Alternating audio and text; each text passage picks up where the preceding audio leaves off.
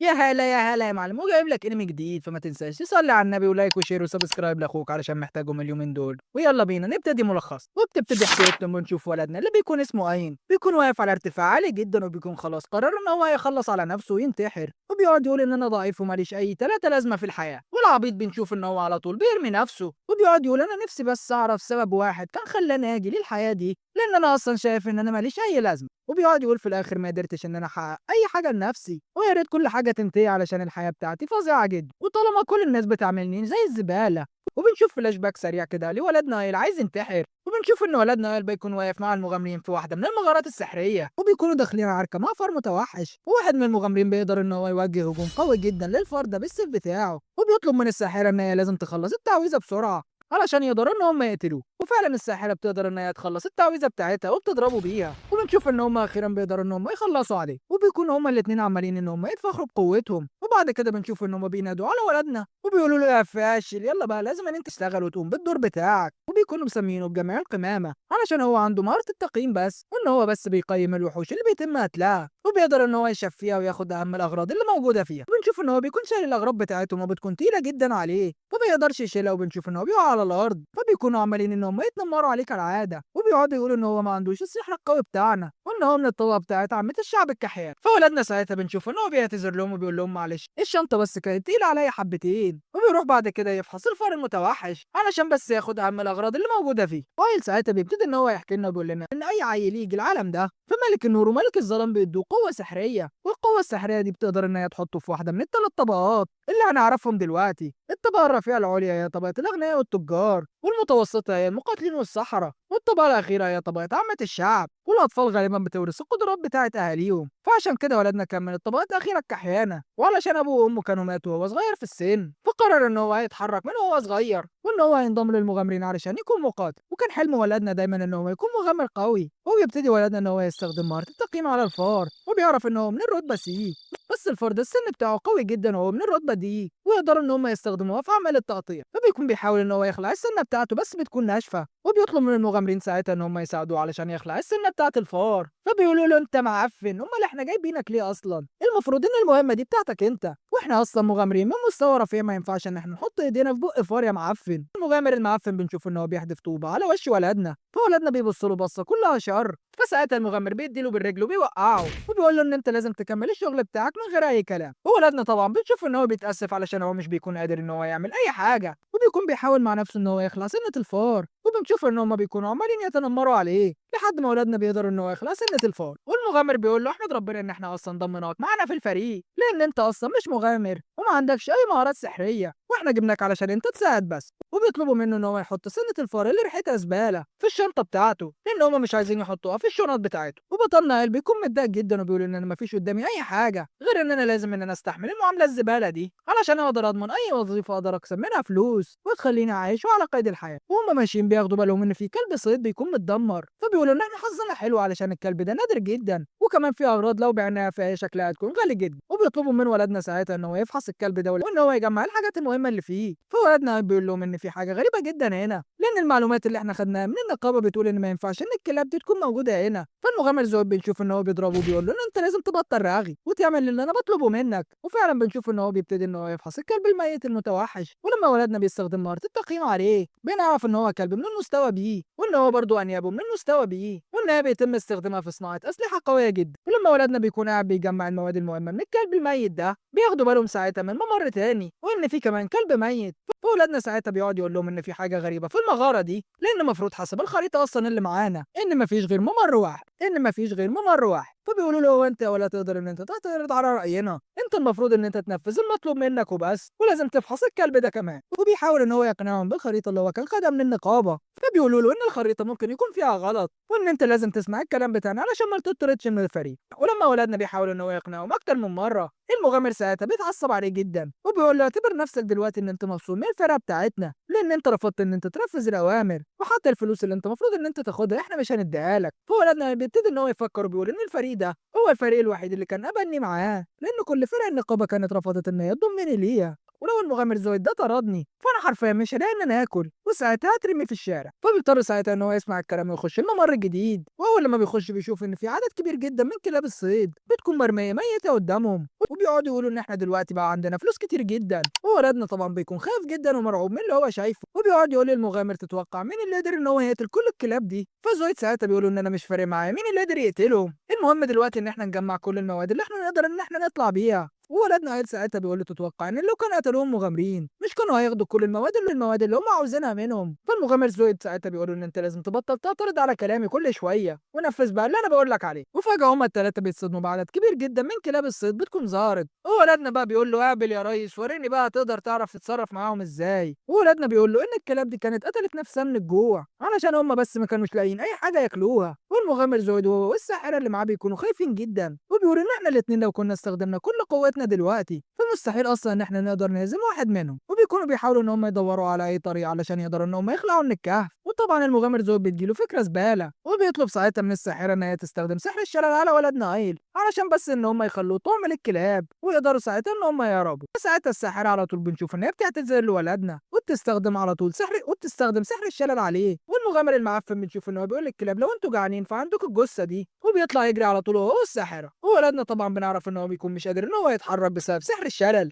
والكلاب بتكون عماله تقرب منه وبتكون مستعده ان هي تهجم عليه علشان تخلص عليه وتاكل. والكلاب على طول مش بتضيع وقت وبتبتدي ان هي تاكل في الفريسه اللي قدامها. وولدنا بيقعد ان هو يصوت بكتر الالم لحد ما تاثير سحر الشلل بتاع الساحره بينتهي. بيروح ضرب الكلاب باي طوبه بيلاقيها علشان بس بيكون بيحاول ان هو يهرب. ولما بيكون بيحاول ان هو يهرب من الممر الغريب اللي هو كان دخله بيلاقي ان زويد والساحره المعفن كانوا قفلوا الممر علشان ما حدش يقدر يطلع. فبيلاقي ساعتها فتحه جانبيه، ولما بيخش فيها بيلاقي نفسه ان هو على ارتفاع كبير جدا ومفيش قدامه اي حاجه، يا اما ينط يا اما يرجع للكلاب مره تانية. وبيقعد يقول يا ترى انا لازم اعمل ايه؟ انا لو رجعت للكلاب فهي هتاكلني ولا ارمي نفسي من هنا اصلا وارتاح؟ وبيقعد يقول ولدنا ان انا حياتي ملهاش اي تلاتة قيمه، حتى لما حاولت ان انا اكون مغامر فانا فشلت برضه ما قدرتش ان انا احقق اي حاجه في حياتي، فانا شايف ان انا المفروض ان انا ارمي نفسي من هنا وان انا اريح روحي. وبيقعد يضحك بعد كده ضحكه كلها يأس، وبيروح بعد كده رامي نفسه. وبنلاقي ولدنا بعد كده بعد لما بيقع بيكون قدامه ساحره عماله تظهر وتختفي، وده لحد بس لما بيطرد منه وبنشوف ان هي بتبوسه في دماغه. وولدنا بعد كده بيفتح عينه وبيشوف نفسه في مكان غريب، وبيكون قدامه شجره عملاقه جدا ومش بيكون عارف هو ايه اللي حصل له اصلا، وبيكون مستغرب ان هو لسه عايش وان هو لسه على قيد الحياه وان الجروح اللي فيه كانت خلصت كلها. وبيلاقي ان الشجره العملاقه دي عماله تمطر عليه، فلما بيقيم الميه دي بقدرته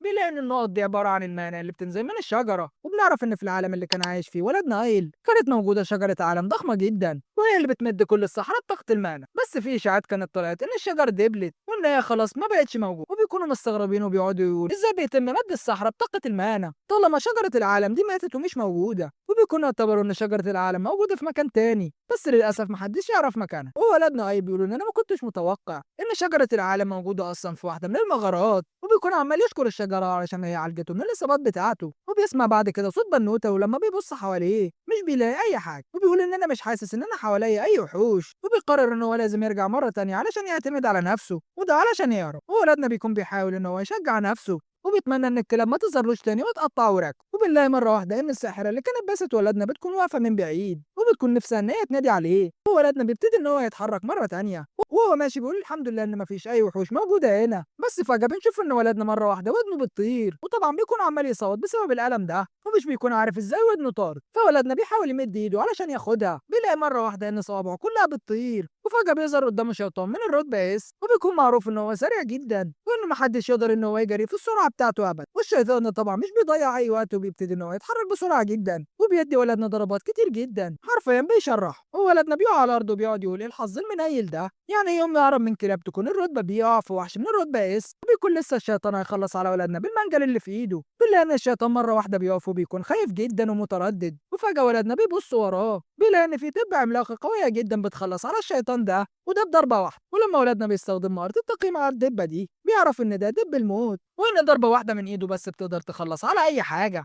وولدنا بيكون باصص له وهو مرعوب جدا، والدبه طبعا مش بتضيع اي وقت وبتدي ولدنا ضربه قويه جدا بنشوف ان هي بتقطع له وشه. وولدنا بيقعد يصوت على وشه اللي اتدشمل وبيكون بيحاول ان هو يهرب، بس الدبه دي بنشوف ان هي بتمسكها بايده وبيقعد يكسر في ولدنا. وولدنا بيكون حاسس خلاص ان حياته انتهت وان هو مش هيقدر ان هو يهرب منه. فجاه بنشوف ان الدبه دي راسه بتطير وبيسمع ولدنا صوت حد بيكلمه وبيقول ان هي طلبت مني ان انا لازم انقذك وان انا عمري في حياتي ما انقذت اي بشر. ولما ولدنا بيفتح عينه بيشوف قدامه ساحر قصير قوي جدا بيكون قادر ان هو يخلص على الدبه دي بضربه واحده. وبنشوف ولدنا مره تانية بيكون رجع لشجره العالم، ولما بيفوق بيلاقي ان الجروح بتاعته كلها اتعالجت وان هو خف تاني زي الاول. ولما بيقوم يقعد بيتفاجئ بالجنيه اللي كانت انقذته اول مره، وولدنا عين بيفضل باصص عليها وبيقول ان البنوته دي جميله جدا، وبيفضل باصص لها طبعا ولدنا وبيكون منبهر من الجمال ده وبيكون معجب بيها جدا. والبنوته طبعا بتكون مكسوفه على الاخر وبتكون مبسوطه ان هو اخيرا خاف. وولدنا مره واحده بنشوف ان في ساحره بتكون بتنادي عليه وبتكون عماله تقول له ان انت لازم تشرب الشاي اللي بنتي كانت عملته لك، وبنلاقي ان البنوته شكلها بيكون محرج منه على الاخر، بس الساحره بتاخد منها الشاي وبنشوف انها بتشربه في بق بطلنا بالعافيه. ولما ولدنا بيشرب بيلاقي ان طعمه حلو جدا وبيكون عمال يتنح في البنت اللي قدامه، فبنلاقي ان الساحره العجوزه بتقول له انت لو اي حاجه جت في دماغك شمال انا هقطعك. وولدنا قال ساعتها بيسالهم بيقول لهم هو انتوا اللي انقذتوني وقدرتوا ان انتوا ترجعوني على قيد الحياه تاني؟ فالساحره بتقعد تقول له ان انا ما كنتش اصلا عايز انقذ اي حد وضع زيك يا حسهاله،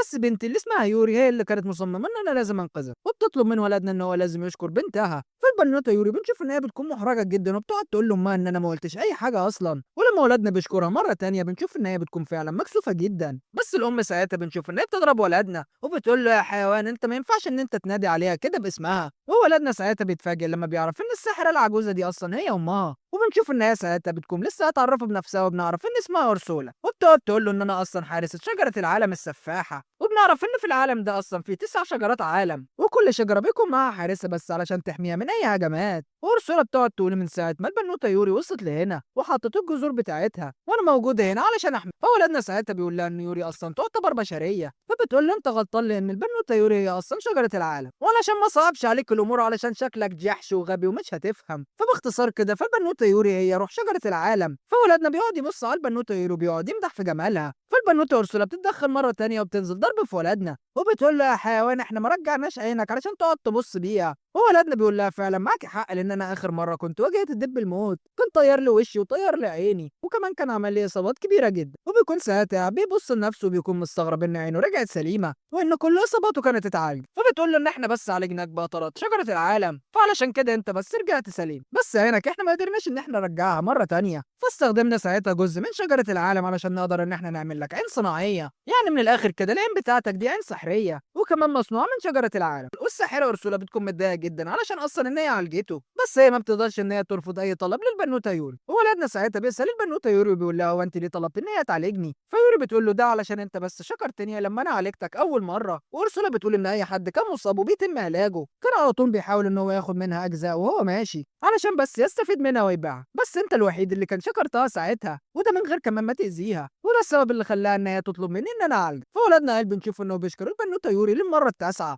وارسولا بتقول له بطل سهواك يا عم انت شكرتها 90 مره ولازم ان انت تتكل على الله من هنا. والبنوته يوري بتقول لها طب هو لو مشي من هنا فاكيد هو هيتعرض للموت مره تانية. فبتقول لها ساعتها ان احنا ملناش اي دعوه بيه. فالبنوته يوري بنشوف ان هي بتبتدي ان هي تعيط وتبين ان هي متضايقه وزعلانه، وبتطلب ساعتها من الساحره ارسولا ان هي ما تتخلاش عنه ولازم ان هي تعمل اي حاجه بس علشان تساعده. والساحره بتكون مستغربه ان البنوته يوري بتكون مهتمه بولدنا قوي كده وان هي نفسها ان هي تساعده باي شكل. ولما بتلاقي ان هي عماله تعيط بتقرر ساعتها ان هي تساعد ولدنا قايل وبتقول له يا حيوان انت انا مستعد ان انا ادربك علشان تكون قوي وتقدر ان انت تتعامل مع كل الوحوش اللي هتشوفها بعد كده وتقدر ان انت تهزمها بسهوله. وبتقول له ولدنا ان انت هتتدرب على ايد اقوى حكيمه في العالم فانت علشان كده لازم تستعد علشان التدريبات دي هتقطع خبرك. فولدنا طبعا بيكون مصدوم وبيكون مش مصدق ان هو ممكن يبقى مغامر قوي ويقدر ان هو يخرج من المتاهه دي من غير اي مشاكل. وولدنا طبعا بنشوف ان هو بيتحمس وبيقول لها ان انا مستعد لاي تدريب. وبيطلعوا بعد كده في المتاهه وبنشوف ان ولدنا بيكون خايف جدا وبيقول لها ان انت مستحيل ان انت تدخليني معركه دلوقتي ولازم الاول ان انا اتعلم اي حاجه. وبتقول له يا ولا انت لا اعتمدت على الشرح النظري فانت هتخرج من هنا عجوز كحكوح كركوب. وبتقول له يا ولا بص قدامك كده. فلما ولدنا بيبص قدامه بيلاقي ان الدنيا ضلمه ومش شايف منها اي حاجه، فعلى طول البنوته ارسولا بتروح تضربه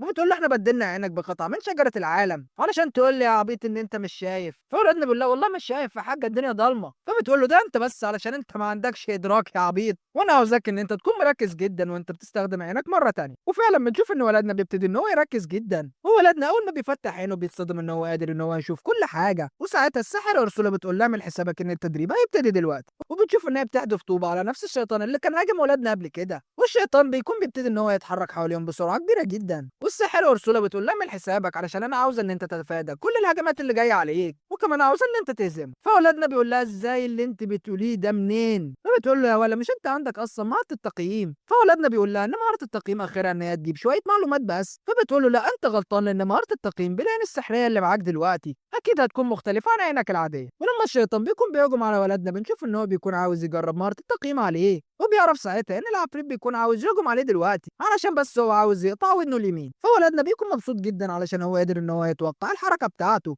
بس بنتفاجئ إن العفريت بيهجم عليه تاني وبيطير له ودان. فولدنا طبعا بيقعد يتألم وبيقع على الأرض. فبنشوف إن الساحرة بتضطر إنها تعالجه بقطرات شجرة العالم، ودانه بترجع مرة تانية، وبتقول له إن المية بتاعت شجرة العالم دي كانت اديتها لي البنوتة يوري، وده بس علشان أنا استخدمها في علاجك. وبتقول له إن أنت لازم تركز كويس عشان ما تخلصش قطرات المية اللي معانا دي. وبتلغي بعد كده الحاجز اللي هي كانت عملته، وبيبتدي ولدنا آيل إن هو يقيم العفريت مرة تانية، وبيعرف إن هو خلاص بيكون بيستعد علشان يهجم على رجله الشمال. وولدنا بيقول إن أنا لازم أحدد الوقت المظبوط علشان أقدر إن أنا أتفادى الهجوم بتاعه. وولدنا بيقعد يقول إن أنا لازم أقعد أفكر بقدرات تفوق البشر، وبيعيد تقييم العفريت مرة تانية. فبيعرف ساعتها إن هو خلاص هيهجم عليه بعد 5 ثواني. وولدنا بيبتدي إن هو يعد لحد 5، وبنشوف فعلا إن هو نجح إن هو يتفادى الهجمة بتاعته. وبنعرف إن دي أول مرة لولدنا قدر إن هو يتفادى هجوم من عفريت من الدرجة اس. بس الوحش على طول بنشوف إن هو بيظهر وراه وبيروح مديها له في ظهره. وأرسولا بتقول له ده بسبب إن أنت أرخت الدفاع بتاعك، وكنت فرحان بس علشان أنت قدرت إن أنت تتفادى أول هجمة. وائل ساعتها بيقول فعلا إن هي معاها حق وإن أنا لازم أركز كويس. وبنشوف فعلا إن العفريت كل ما بيكون بيهجم على ولدنا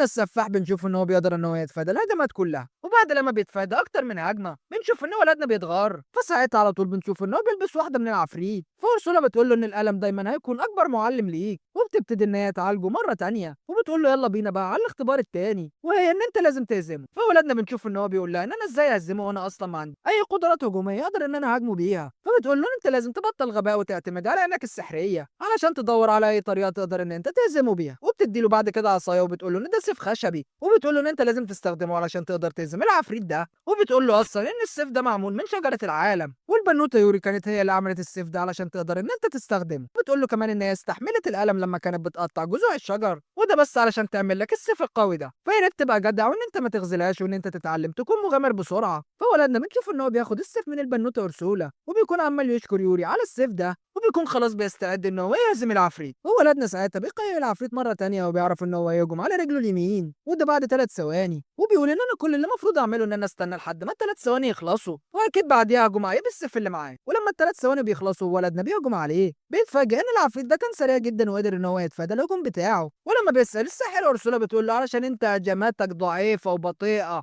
فعلشان كده انت ما قدرتش ان انت ولدنا بيكون بيحاول ان هو يهجم عليه مره تانية وبنفس الطريقه. بيلاقي ان العفريت برضه قدر ان هو يتفادى الهجمه بتاعته، وبنعرف ان العفريت ده بيكون قاعد بيفكر. وولدنا بيقول ان العفريت ده اكيد قاعد بيتوقع الهجمات بتاعتي علشان كده قادر ان هو يتفاداها. وولدنا طبعا بيكون مش عارف ازاي يتصرف. بس الساحره ارسولا بنشوف ان هي بتقول له بطل غباء يا معفن، وان انت لازم تستخدم عينك السحريه. وفعلا ولدنا بنشوف ان هو بيبتدي ان هو يركز، وبعد كده بنشوف ان ولدنا بيستخدم مهاره التقييم الخارق. وبيتفاجئ ساعتها ان العفريت كان ثابت في مكانه وما بيتحركش. وبنلاقي ان العفريت بعد كده بيبتدي ان هو يتحرك بس بيكون بطيء جدا. فولدنا بيعرف ان التقييم الخارق ده اصلا بيبطئ الحركه جدا. وبعدها ولدنا آيل بيقرب منه وبيديله ضربه واحده بس بالسيف الخشب اللي معاه. بيتفاجئ ان العفريت وقع على الارض وان هو خد ضربه قويه جدا فتتته، ويكون مبسوط جدا علشان بقى قوي وقدر ان هو يهزمه من ضربه واحده. وبعد كده بنشوف ان الساحر ارسولا بتقول له الله ينور يا ريس، بس اعمل حسابك ان انا عاوزك ان انت تهزم كل العفاريت اللي موجوده قدامك دي. ولما ولدنا بينجح ان هو يهزمها ولدنا بيقعد يقول لها ايه رايك في اللي انا عملته ده. بنشوف ان الساحره بتقول له بعد كده ان انت لازم تستخدم قدره التقييم وان انت تكتسب المهاره بتاعه الوحوش اللي بتقدر تهزمها. فولدنا بساعتها بيسالها بيقول لها ان انا ازاي اقدر ان انا اعمل كده. بتقول له ان انت تقدر تقيم قدرات الوحوش اللي انت بتهزمها، وكمان تقدر ان انت تكتسب الخبره بتاعتها وتتعلمها بسهوله، وده عكس البشر العاديين اللي بيكون لازم ان هم يبذلوا جهد كبير جدا علشان بس يكسبوا اي مهاره جديده. وفعلا ولدنا بنشوف ان هو بيستخدم مهاره التقييم مره تانية عليهم، وبيحس ولدنا بعد كده بألم شديد جدا في دماغه، وبيكون ساعتها اتعلم مهاره السرعه الخارقه بتاعته. ولما بيحاول ان هو يستخدمها وبيجري بسرعه كبيره جدا بنشوف ان عضلات رجله كلها بتتكسر وبيقع على الارض. فبتبتدي ارسولا ان هي تعالجه مره تانية، وبتقول له ان ده طبيعي جدا علشان جسمك ضعيف، بس مع الجري المستمر بسرعتك الكبيره دي فعضلاتك اكيد هتتعود وهتكون قوي جدا. وولدنا فعلا بنشوف ان هو بيبتدي ان هو يجري ويقوي عضلات جسمه، ومع الوقت بنشوف ان عضلات رجلين ولدنا مش بتحس باي الم، وبيبتدي اخيرا ان هو يجري بسرعه كبيره. وارسولا وهي متعصبه تقول له تعالى بقى يا ريس استخدم قدراتك السحريه عليا علشان بس ان انت تقيم قدراتي كويس. يعني من الاخر عاوز ان هو يكتسب القدرات السحريه بتاعتها. فولادنا بيقول لها طب ايه يا ريس مش ناويه تقولي لي المهارات السحريه بتاعتك كلها؟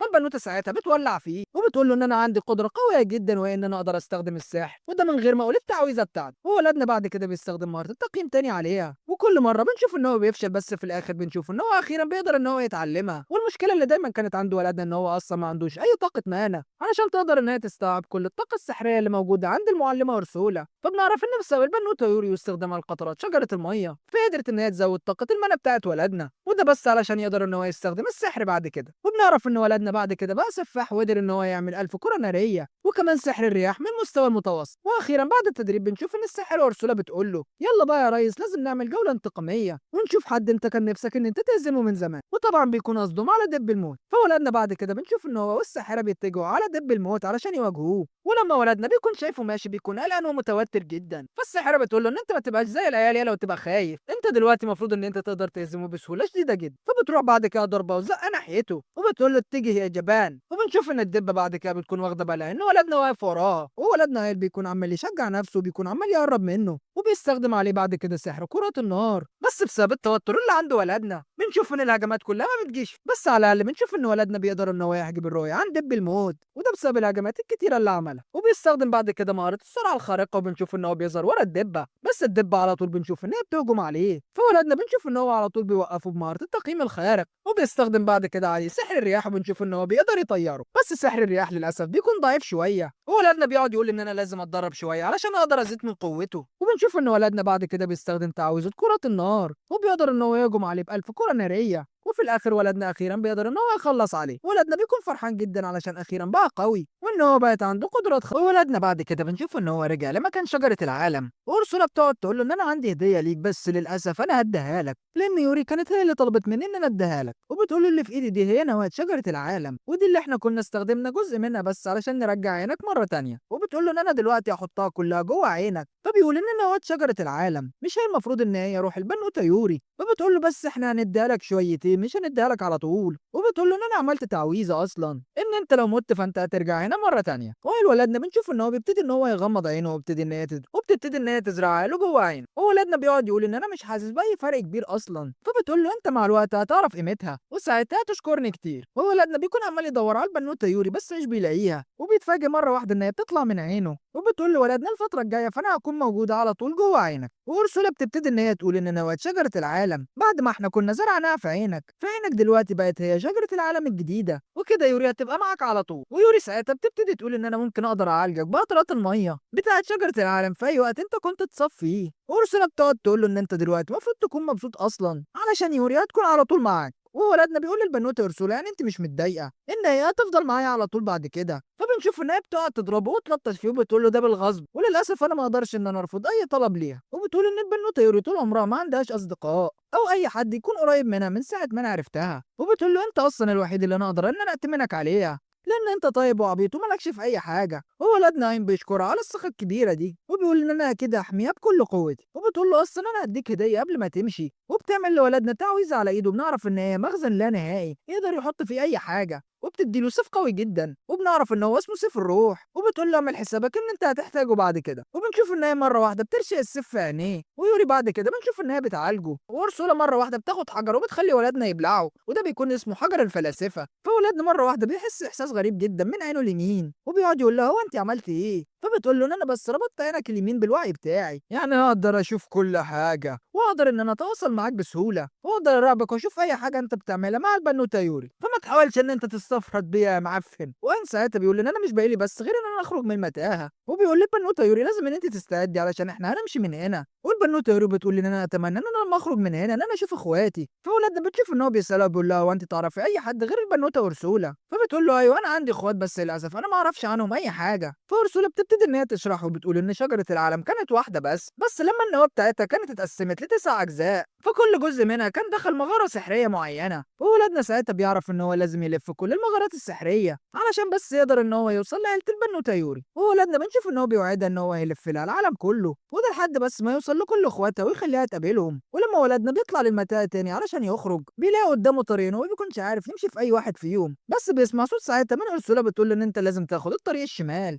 وبتعمل له ساعتها طريق على الارض علشان يقدر ان هو يطلع من المكان ده، وبتقول له خلي بالك علشان في تعبان سام ضخم جدا شكله جاي ناحيتك علشان يخلص عليك، ولو انت خسرت منه فانا هعمل من وراكك شاورما. وولادنا بيكون مبسوط ان البنوته ارسولا قادره ان هي تتواصل معاه، وكمان بترشده علشان ياخد باله. وبنشوف ان ولدنا بيطلع السيف اللي هو كان عنده وبيفرتك التعبان ده وبيخلص عليه، وبيكون ولدنا مبسوط ان هو بيقدر ان هو يخلص على الوحوش اللي من الدرجه اس. وبنشوف ان هو بعد كده بيقعد يقيم المهارات بتاعه التعبان علشان يمتصها، وبيقدر ان هو ياخد منه مهاره اسمها مهاره السم، والمهاره دي بنعرف ان هي ممكن تدوب اي حاجه عن طريق السم لما تلمسها. بس ولدنا لما بيتعلم مهارات التعبان بنشوف ان هو ما بيحسش باي الم في راسه زي كل مره. فيوري ساعتها بتظهر وبتقول له ان انت مش هتحس باي الم بعد كده لان انا هعالجك يا ولا. وولادنا بعد كده بنشوف ان هو بيوصل لباب ضخم جدا، والبنوته اورسولا بتقول له ان انت المفروض تخش الباب ده وان انت تقتل الزعيم علشان تقدر ان انت تطلع بسلام من المكان ده. وبتقول له ان الزعيم اللي موجود جوه هو اصلا زعيم المغاره السحريه كلها، وان كل مغاره سحريه فهي جواها زعيم هو مصدر الطاقه والقوه في المغاره دي، وان انت مجرد ما انت تقدر تهزمه وتتخلص منه فتقدر ساعتها ان انت تطلع من المغاره. وولادنا بيبتدي ان هو يتحمس وبيقول ان انا مش هضيع التدريبات اللي انا كنت اتدربتها ولازم ان انا اهزم الوحش ده. والبنوته يوري بتظهر وبتقعد تشجعه وبتقول له انا مش عاوزاك ان انت تخاف ابدا. وعين ساعتها بيقول ان انا اتغيرت وما بقتش عين الكحيان، ودلوقتي اصلا بقى معايا صحاب حقيقيين واكيد هيقدروا ان هم يساعدوني في هزيمه اي وحش. وبنشوف ان هم بعد كده بيخش من الباب العملاق وبيلاقي قدامه الجوهره بتاعت زعيم المتاهه، بس مره واحده بيشوف ان في دايره سحريه بتظهر من تحتيه، وبنلاقي ان الوحش بيطلع من تحت الارض، وبنعرف ان هو بيكون عباره عن جولم عملاق جدا. وولادنا ساعتها بيطلب من البنوته يوري ان هي لازم تخش جوه عينه بسرعه علشان بس ان ما يحصلهاش حاجه، وبيفعل بعد كده مهاره السرعه بتاعته. وبنشوف ان البنوته اورسولا بتفضل ان هي تدي له تعليمات وبتقول له ان الوحش ده يهجم عليه علشان ولدنا ان هو يقدر يتفادى كل الهجمات بتاعته. وبفضل سرعته بنعرف ان ولدنا بيقدر ان هو يتفادى كل الهجمات بتاعه الجولم ده، والوحش بيكون بيستعد ان هو خلاص هيهجم على ولدنا. بس بنشوف ان ولدنا مره واحده بيثبت نفسه في الارض، وولدنا بعد كده بيفعل سحر السم وبيكون بيستعد عشان هيستقبل الضربه بتاعته. واول لما الوحش بيديله البوكس القوي بتاعه ولدنا بيكون قاعد بيعاني من قوه الضربه دي، بس يوري على طول بتستخدم قطرات شجره العالم وبتقدر تعالج ولدنا علشان بس يقدر ان هو يستحمل قوه الضربه دي. وبفضل مهاره السم اللي كان اتعلمها من التعبان بيقدر ان هو يسيح ايد الجولم ده، فالجولم ساعتها بيتعصب جدا وبيروح هاجم على ولدنا بالايد التانيه، بس ولدنا السفاح بيقدر ان هو يتفادى الهجوم ده برضه. وين ساعتها بيحس ان هزيمه الجولم ده صعبه، فورسولا ساعتها بتقول له بطل هبل وما تبقاش غبي، وانا اصلا كنت سمحت لك ان انت تستخدم التعويذه المطلقه بتاعتي. وبتقول له ان انت لو استخدمت التعويذه دي فانت هتقدر ان انت تخلص عليه بضربه واحده، ولو اتعرضت لاي اصابه فما تقلقش لان البنوته يوري معاك وهتقدر ان هي تعالجك. وولدنا بيكون بيستعد علشان يطلع التعويذه المطلقه بتاعت البنوته اورسولا. وولدنا السفاح بنشوف ان هو بيطلع كره سحريه قويه جدا بتظهر فوق الجولم، وبنشوف بعد كده ان هو بيستخدم عليها التكبير، فالكره دي بنشوف ان هي بتتضخم وبتنزل على الجولم ده بتفرتكه حرفيا. وولدنا طبعا بيكون مش مصدق نفسه ان هو قدر يهزمه، وساعتها البنوته يوري بنشوف ان هي بتظهر وبتقول الله ينور عليك يا ريس انت بقيت سفاح ومش لك حل. وبيبتدي ولدنا بعد كده ان هو يتعلم كل القدرات من الجولم ده، فورسولا ساعتها بتقول له ان انت المفروض ان انت تقيم النواه بتاعته اصلا، وده علشان تقدر ان انت تطور نواه شجره العالم اللي موجوده جوه عينك. وبتقول له ان النواه بتاعت المتاهه دي شبه النواه بتاعت شجره العالم، وبتقول له ان انا لو زرعتها جواك فانت هتقدر ان انت تطور نواه شجره العالم. وبتبتدي ارسولا ان هي تنقل النواه بتاعت المتاهه لجوه ولدنا، وولدنا بيلاحظ ان نواه شجره العالم اللي جواه ارتفعت للمستوى التاني. وارسولا بتقول له استعد بقى يا بطل عشان انت كل زعيم متاهه هتقابله فانت لازم تهزمه وتطور النواه اللي موجوده جوه عينك وهتقدر ان انت تطور قدراتك. وبتقول له ان المتاهه دلوقتي كل الوحوش اللي كان فيها اختفت واخيرا هتقدر ان انت تطلع من هنا. وبتقول له اصلا ان شجره العالم اللي موجوده هنا هتكون دايما بامان لان محدش يقدر يخش المتاهه دي مره تانية. وارسولا ساعتها بتقول له ان انا دلوقتي ماليش اي دور هنا، وطالما شجره العالم موجوده في امان دلوقتي فانا كده كده لازقه وجايه معاك ومش هسيبك. وبنشوف ان هم الثلاثه اخيرا بيقدروا ان هم يطلعوا من المتاهه، وبيتنقل بينا المشهد وبنشوف المغامر زويد بنسمعه بيكون عمال يحكي لاصحابه المغامرين عن العذاب اللي كان شافه جوه المتاهه، وبيقعد يقول ان انا شفت كلاب الجحيم موجوده جوه، وان انتوا لو فكرتوا بس ان انتوا تروحوا المتاهه دي مره تانية فانتوا اكيد تبقوا بتحكموا على نفسكم بالموت، لان انا اللي شفته هناك كان الموت حرفيا. وبنشوف ان هو بيقعد يكذب ويحور وبيقول ان عين كان ضحى بنفسه بس علشان احنا نعيش. واحد منهم بيقول ان انت قصدك على عين الواد الكحيان، فبنشوف ان هو بيقعد يزعق ولو حد فيكم يقول عليه كحيان هو يتنمر عليه علشان ده بطل واصلا هو ضحى بحياته علشاننا، وبيقعد يمثل ان هو اصلا بيعيط وان هو متضايق. بس احنا طبعا عارفين ان هو فرحان علشان هو قدر يتخلص منه. بس مره واحده المغامر زهير بيسمع صوت ولدنا من وراه وبيقول له: يا حيوان، انت قاعد بتفول عليا، انا اصلا لسه عايش. فزهير ساعتها بيتفاجئ وما بيكونش مصدق نفسه وبيقعد يقول له: انت ازاي قدرت ان انت ترجع عايش مره تانية؟ وبيجري عليه وبيمسك فيه. فالمغامرين ساعتها بيقولوا له: هو انت ليه عمال تزعله وتشتمه طالما هو كان ضحى بنفسه اصلا علشان ينقذك؟ فولاد نايم بيقول له: من المغامر ده اصلا شخصيه زباله، وان هو استخدم سحر الشلل هو والساحره اللي كانت معاه علشان بس يضحوا بيه ويقدروا ان هم يهربوا. فكل المغامرين ساعتها بيعرفوا ان المغامر زويد ده اصلا طلع مغامر كذاب، وان هو كان قاصد ان هو يضحي بولدنا علشان بس ان هو يقدر يعيش. فزويد ساعتها بيقول ان المغامر ده قاصد ان هو يشوه سمعتي وان انتوا لازم ما تصدقوهوش. فكلهم طبعا بيكونوا قاعدين بيشتموه. فبنشوف ولدنا مره واحده بيتدخل علشان بس ان هو يدافع عنه وبيقول ان في يوم من الايام كانوا كل المغامرين رفضوا ان انا اشتغل معاهم، وزويد هو المغامر الوحيد اللي كان وافق ان انا انضم للفريق بتاعه مع ان انا ما كانش عندي اي مهاره سحريه. وبنشوف ان هو بيشكر المغامر زويد على المساعده بتاعته ليه الفتره اللي فاتت كلها وبيسيبه بعد كده وبيمشي. والمغامرين بيكونوا مستغربين ان هو حتى لما كان عايز يضحي بيه بس هايم بيشكره وبيقرروا ان هو يساعده، وبيكونوا حاسين ان ولدنا بقى شخصيه جديده وان هو اتغير غير الواد اللي كان كحيان اللي عرفوه قبل كده. وبنعرف ان ولدنا كان اكتسب مهارات سحريه جباره، وده بعد ما هزم زي متاهه تانيه كانت اصلا المتاهه دي موجوده قرب العاصمه. وبيسال البنوته ارسولا وبيقول لها: هو احنا ليه ما لقيناش شجره العالم تكون موجوده في المتاهه اللي احنا دخلناها؟ فبتقول له انه مش شرط كل متاهه احنا نخشها نلاقي فيها شجره العالم، لان العدد بتاعهم هو 9 بس، ولازم ان احنا نلف متاهات كتير جدا علشان نقدر ان احنا نوصل لها. فاين ساعتها بيقول للبنوته يوري: انا مش عاوز ان انت تتضايقي ولا تزعلي، بس شكلنا كده هنواجه صعوبه كبيره جدا علشان نقدر ان احنا نجمعك بالعيله بتاعتك. وفجاه وهم ماشيين بيسمعوا صوت صويت بنوته، وارسولا بتقول لهم ساعتها ان في عربيه موجوده قدامهم الوحوش عماله تهجم عليها. فبيطلعوا يجروا عليها بسرعه، ولدنا بيستخدم القدرات السحريه الصح بتاعته وبيقدر ان هو يخلص على الوحوش كلها. والبنوته يوري وارسولا بيبتدوا ان هم يعالجوا المصابين، وولدنا طبعا بنشوف ان هو بيبلع المهارات بتاعت الوحوش اللي قتلها. وولدنا بعد كده بنشوف ان هو بيروح يطمن على البنوته اللي كانت بتصوت. بس البنوته حرفيا اول ما بتشوف ولدنا بتحس ان هو البطل فتى احلامها وبتكون مبسوطه جدا علشان هو جه علشان ينقذها. وبنشوف ان هي بتنط عليه وبتحضنه زي العبيطه وبتقعد تقول له: انت البطل المغوار اللي انا كنت بحلم بيه من زمان. وولدنا طبعا بيكون محرج جدا، وبنشوف ان هو بيكلم الواد اللي معاه وبيقول له: لو العبيطه دي تبقى اختك فيا ريت تقول لها انها تبعد عني. فبيقول له: دي مش اختي، وانا اصلا اسمي كاسبر وعندي شركه تجاريه، والهبله العبيطه اللي انت بتقول عليها دي فهي اسمها كلاوديا، وهي اصلا الاميره الثالثه للمملكه. وبنشوف ان هم بعد كده بيستضيفوهم في القصر بتاع المملكه، وكلاوديا طبعا بتقعد تشكر ولدنا علشان هو انقذها من الموت وبتجري عليه وبتنط عليه برضه زي الهبله وبتكون عاوزه تحضنه. بس بنشوف ان البنوته يورو بتتدخل مره واحده، وطبعا هي اتدخلت عشان هي بتغير على ولدنا وبتقعد تقول لها: اللي انت بتعمليه ده ما ينفعش، اللي انت عماله تحضنيه ده هو جوزي. فبتقول لها: يعني ايه المشكله يعني؟ حتى لو كان جوزك فهو ما فيش اي مانع ان هو كمان يتجوزني. وبنشوف ان كاسبر بيطلب من ولدنا ان هو يقابله في مكان سري، ولما بيروح المكان ده بنشوف ان ولدنا بيشوف كل الجواهر والتحف اللي موجوده عنده. وكاسبر ساعتها بيقول له ان انا هدفي في الحياه ان انا احمي كل الممتلكات النادره، وبيقول له ان انا اول ما شفت عينك فانا عرفت ان هي روح شجره العالم. وبنشوف ان هو بيبتدي يحكي له ساعتها قصه شجره العالم وبيقول له ان هي في يوم من الايام كانت موجوده فوق سطح الارض، وده بس علشان هي تقدر ان هي تهزم ملك الشياطين. بس للاسف شجره العالم كانت استنفذت كل القوه بتاعتها والطاقه،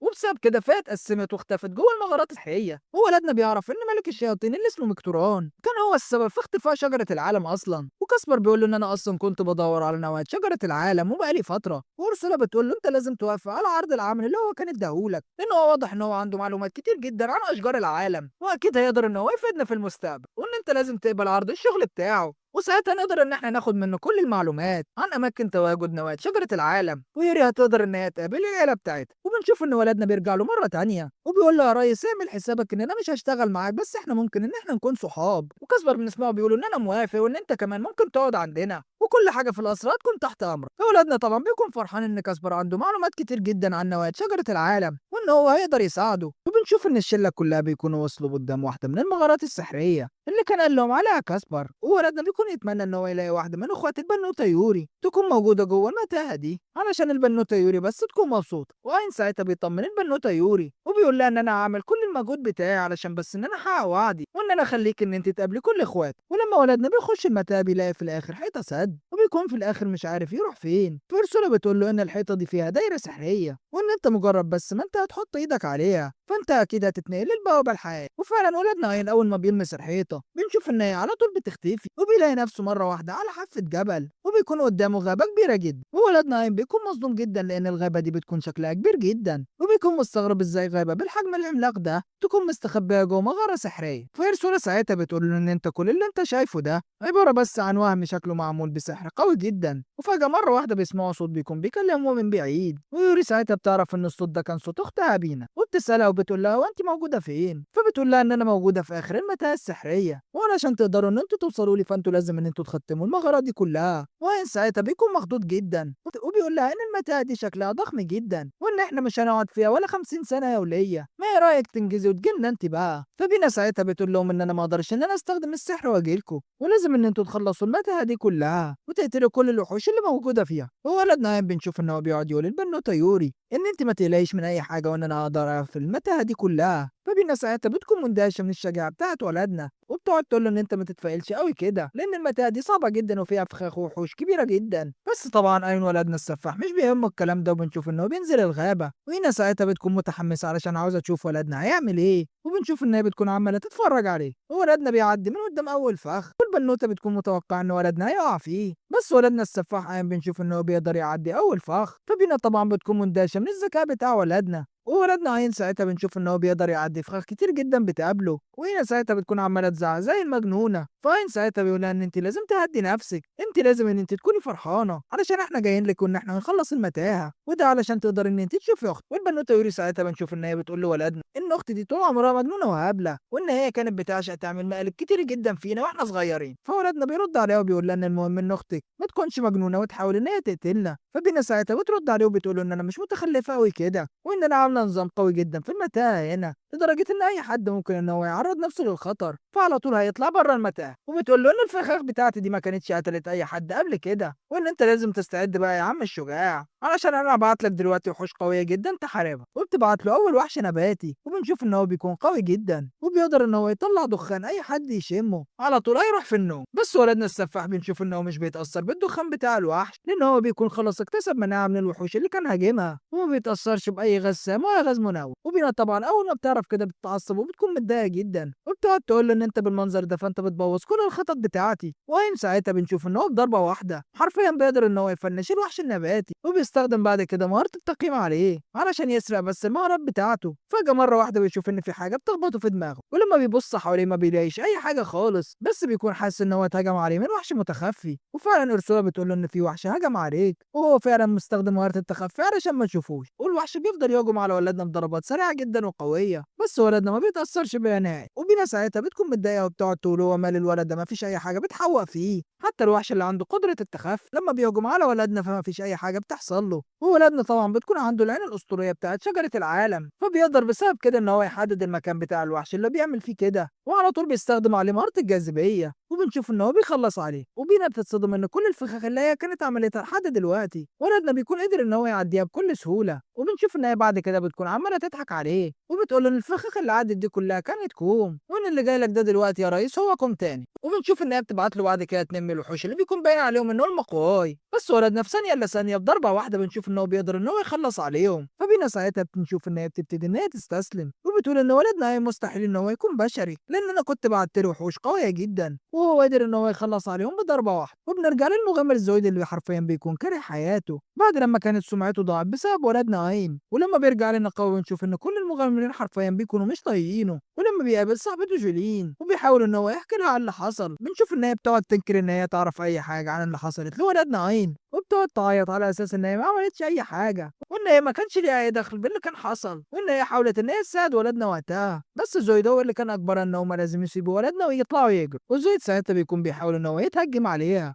بس بنشوف ان هو بيضطرب بره النقابه، وبيحذروا ان هو لو كان جه النقابه مره تانية فان هم هيخلصوا عليه، وبيرفضوا ان هم يعملوا معاه اي تحالفات بعد كده. وبنشوف ان هو بيكون ماشي وبيكون زعلان ومتضايق، وبيكون خلاص اتدمر نفسيا، وبيقعد يقول ان انا لازم اثبت لهم ان انا مغامر قوي ويعتمد عليا. وبيقرر ان هو يخش مغاره لوحده علشان يختمها بنفسه. وزايد ساعتها بيخش نفس المغاره اللي كان ولدنا دخلها، وبيقول ان المغاره دي هي من الرتبه سي وانا اكيد ان انا هقدر اختمها لوحدي. بس فجاه بيسمع صوت مرعب بيكون جاي من وراه، فبيبتدي ساعتها ان هو يخاف ويترعب، وبيبص ورا فما بيلاقيش اي حاجه. فبيقول ان الحاجات اللي انا سمعتها دي اكيد تهيؤات، وفجأة لما بيكون حابب إن هو يريح على الحيطة، العبيط بنشوف إن هو بيفعل فخ بالغلط زي المغفل، وعلى طول بنشوف إن هو بيقع في الغابة، وبيعرف إن الغابة دي مفروض إن هي مغارة سرية وإن هي أكيد هتكون خطيرة جدا، فبيحاول إن هو يكون حذر علشان يقدر إن هو يعيش. والعبيط مع أول فخ بنشوف إن هو بيقع، بس طبعا قبل ما هو يموت إحنا عارفين إن هو بيتم إخراجه، وده طبعا بسبب القوانين اللي كانت حاطاها البنوتة بينا إن هي ما بتسمحش إن أي حد يموت جوه المتاهة. وزويد ساعتها بيسمع صوت بينا اللي بتقول له إن أنت لو حابب إن أنت تجرب مرة تانية فأنت ممكن إن أنت تخش المغارة من جديد. وزويد لما بيعرف إن قوانين المتاهة مش هتسمح إن هو يموت بيقرر إن هو يخش مرة تانية، وبيقول إن أنا لازم إن أنا أحاول أكتر من مرة علشان أقدر إن أنا أختم المتاهة دي وإن أثبت للمغامرين إن أنا قوي ويعتمد عليا. ولما بيرجع متاهة الغابة مرة تانية بنشوف إن هو مفيش فخ بيفوته،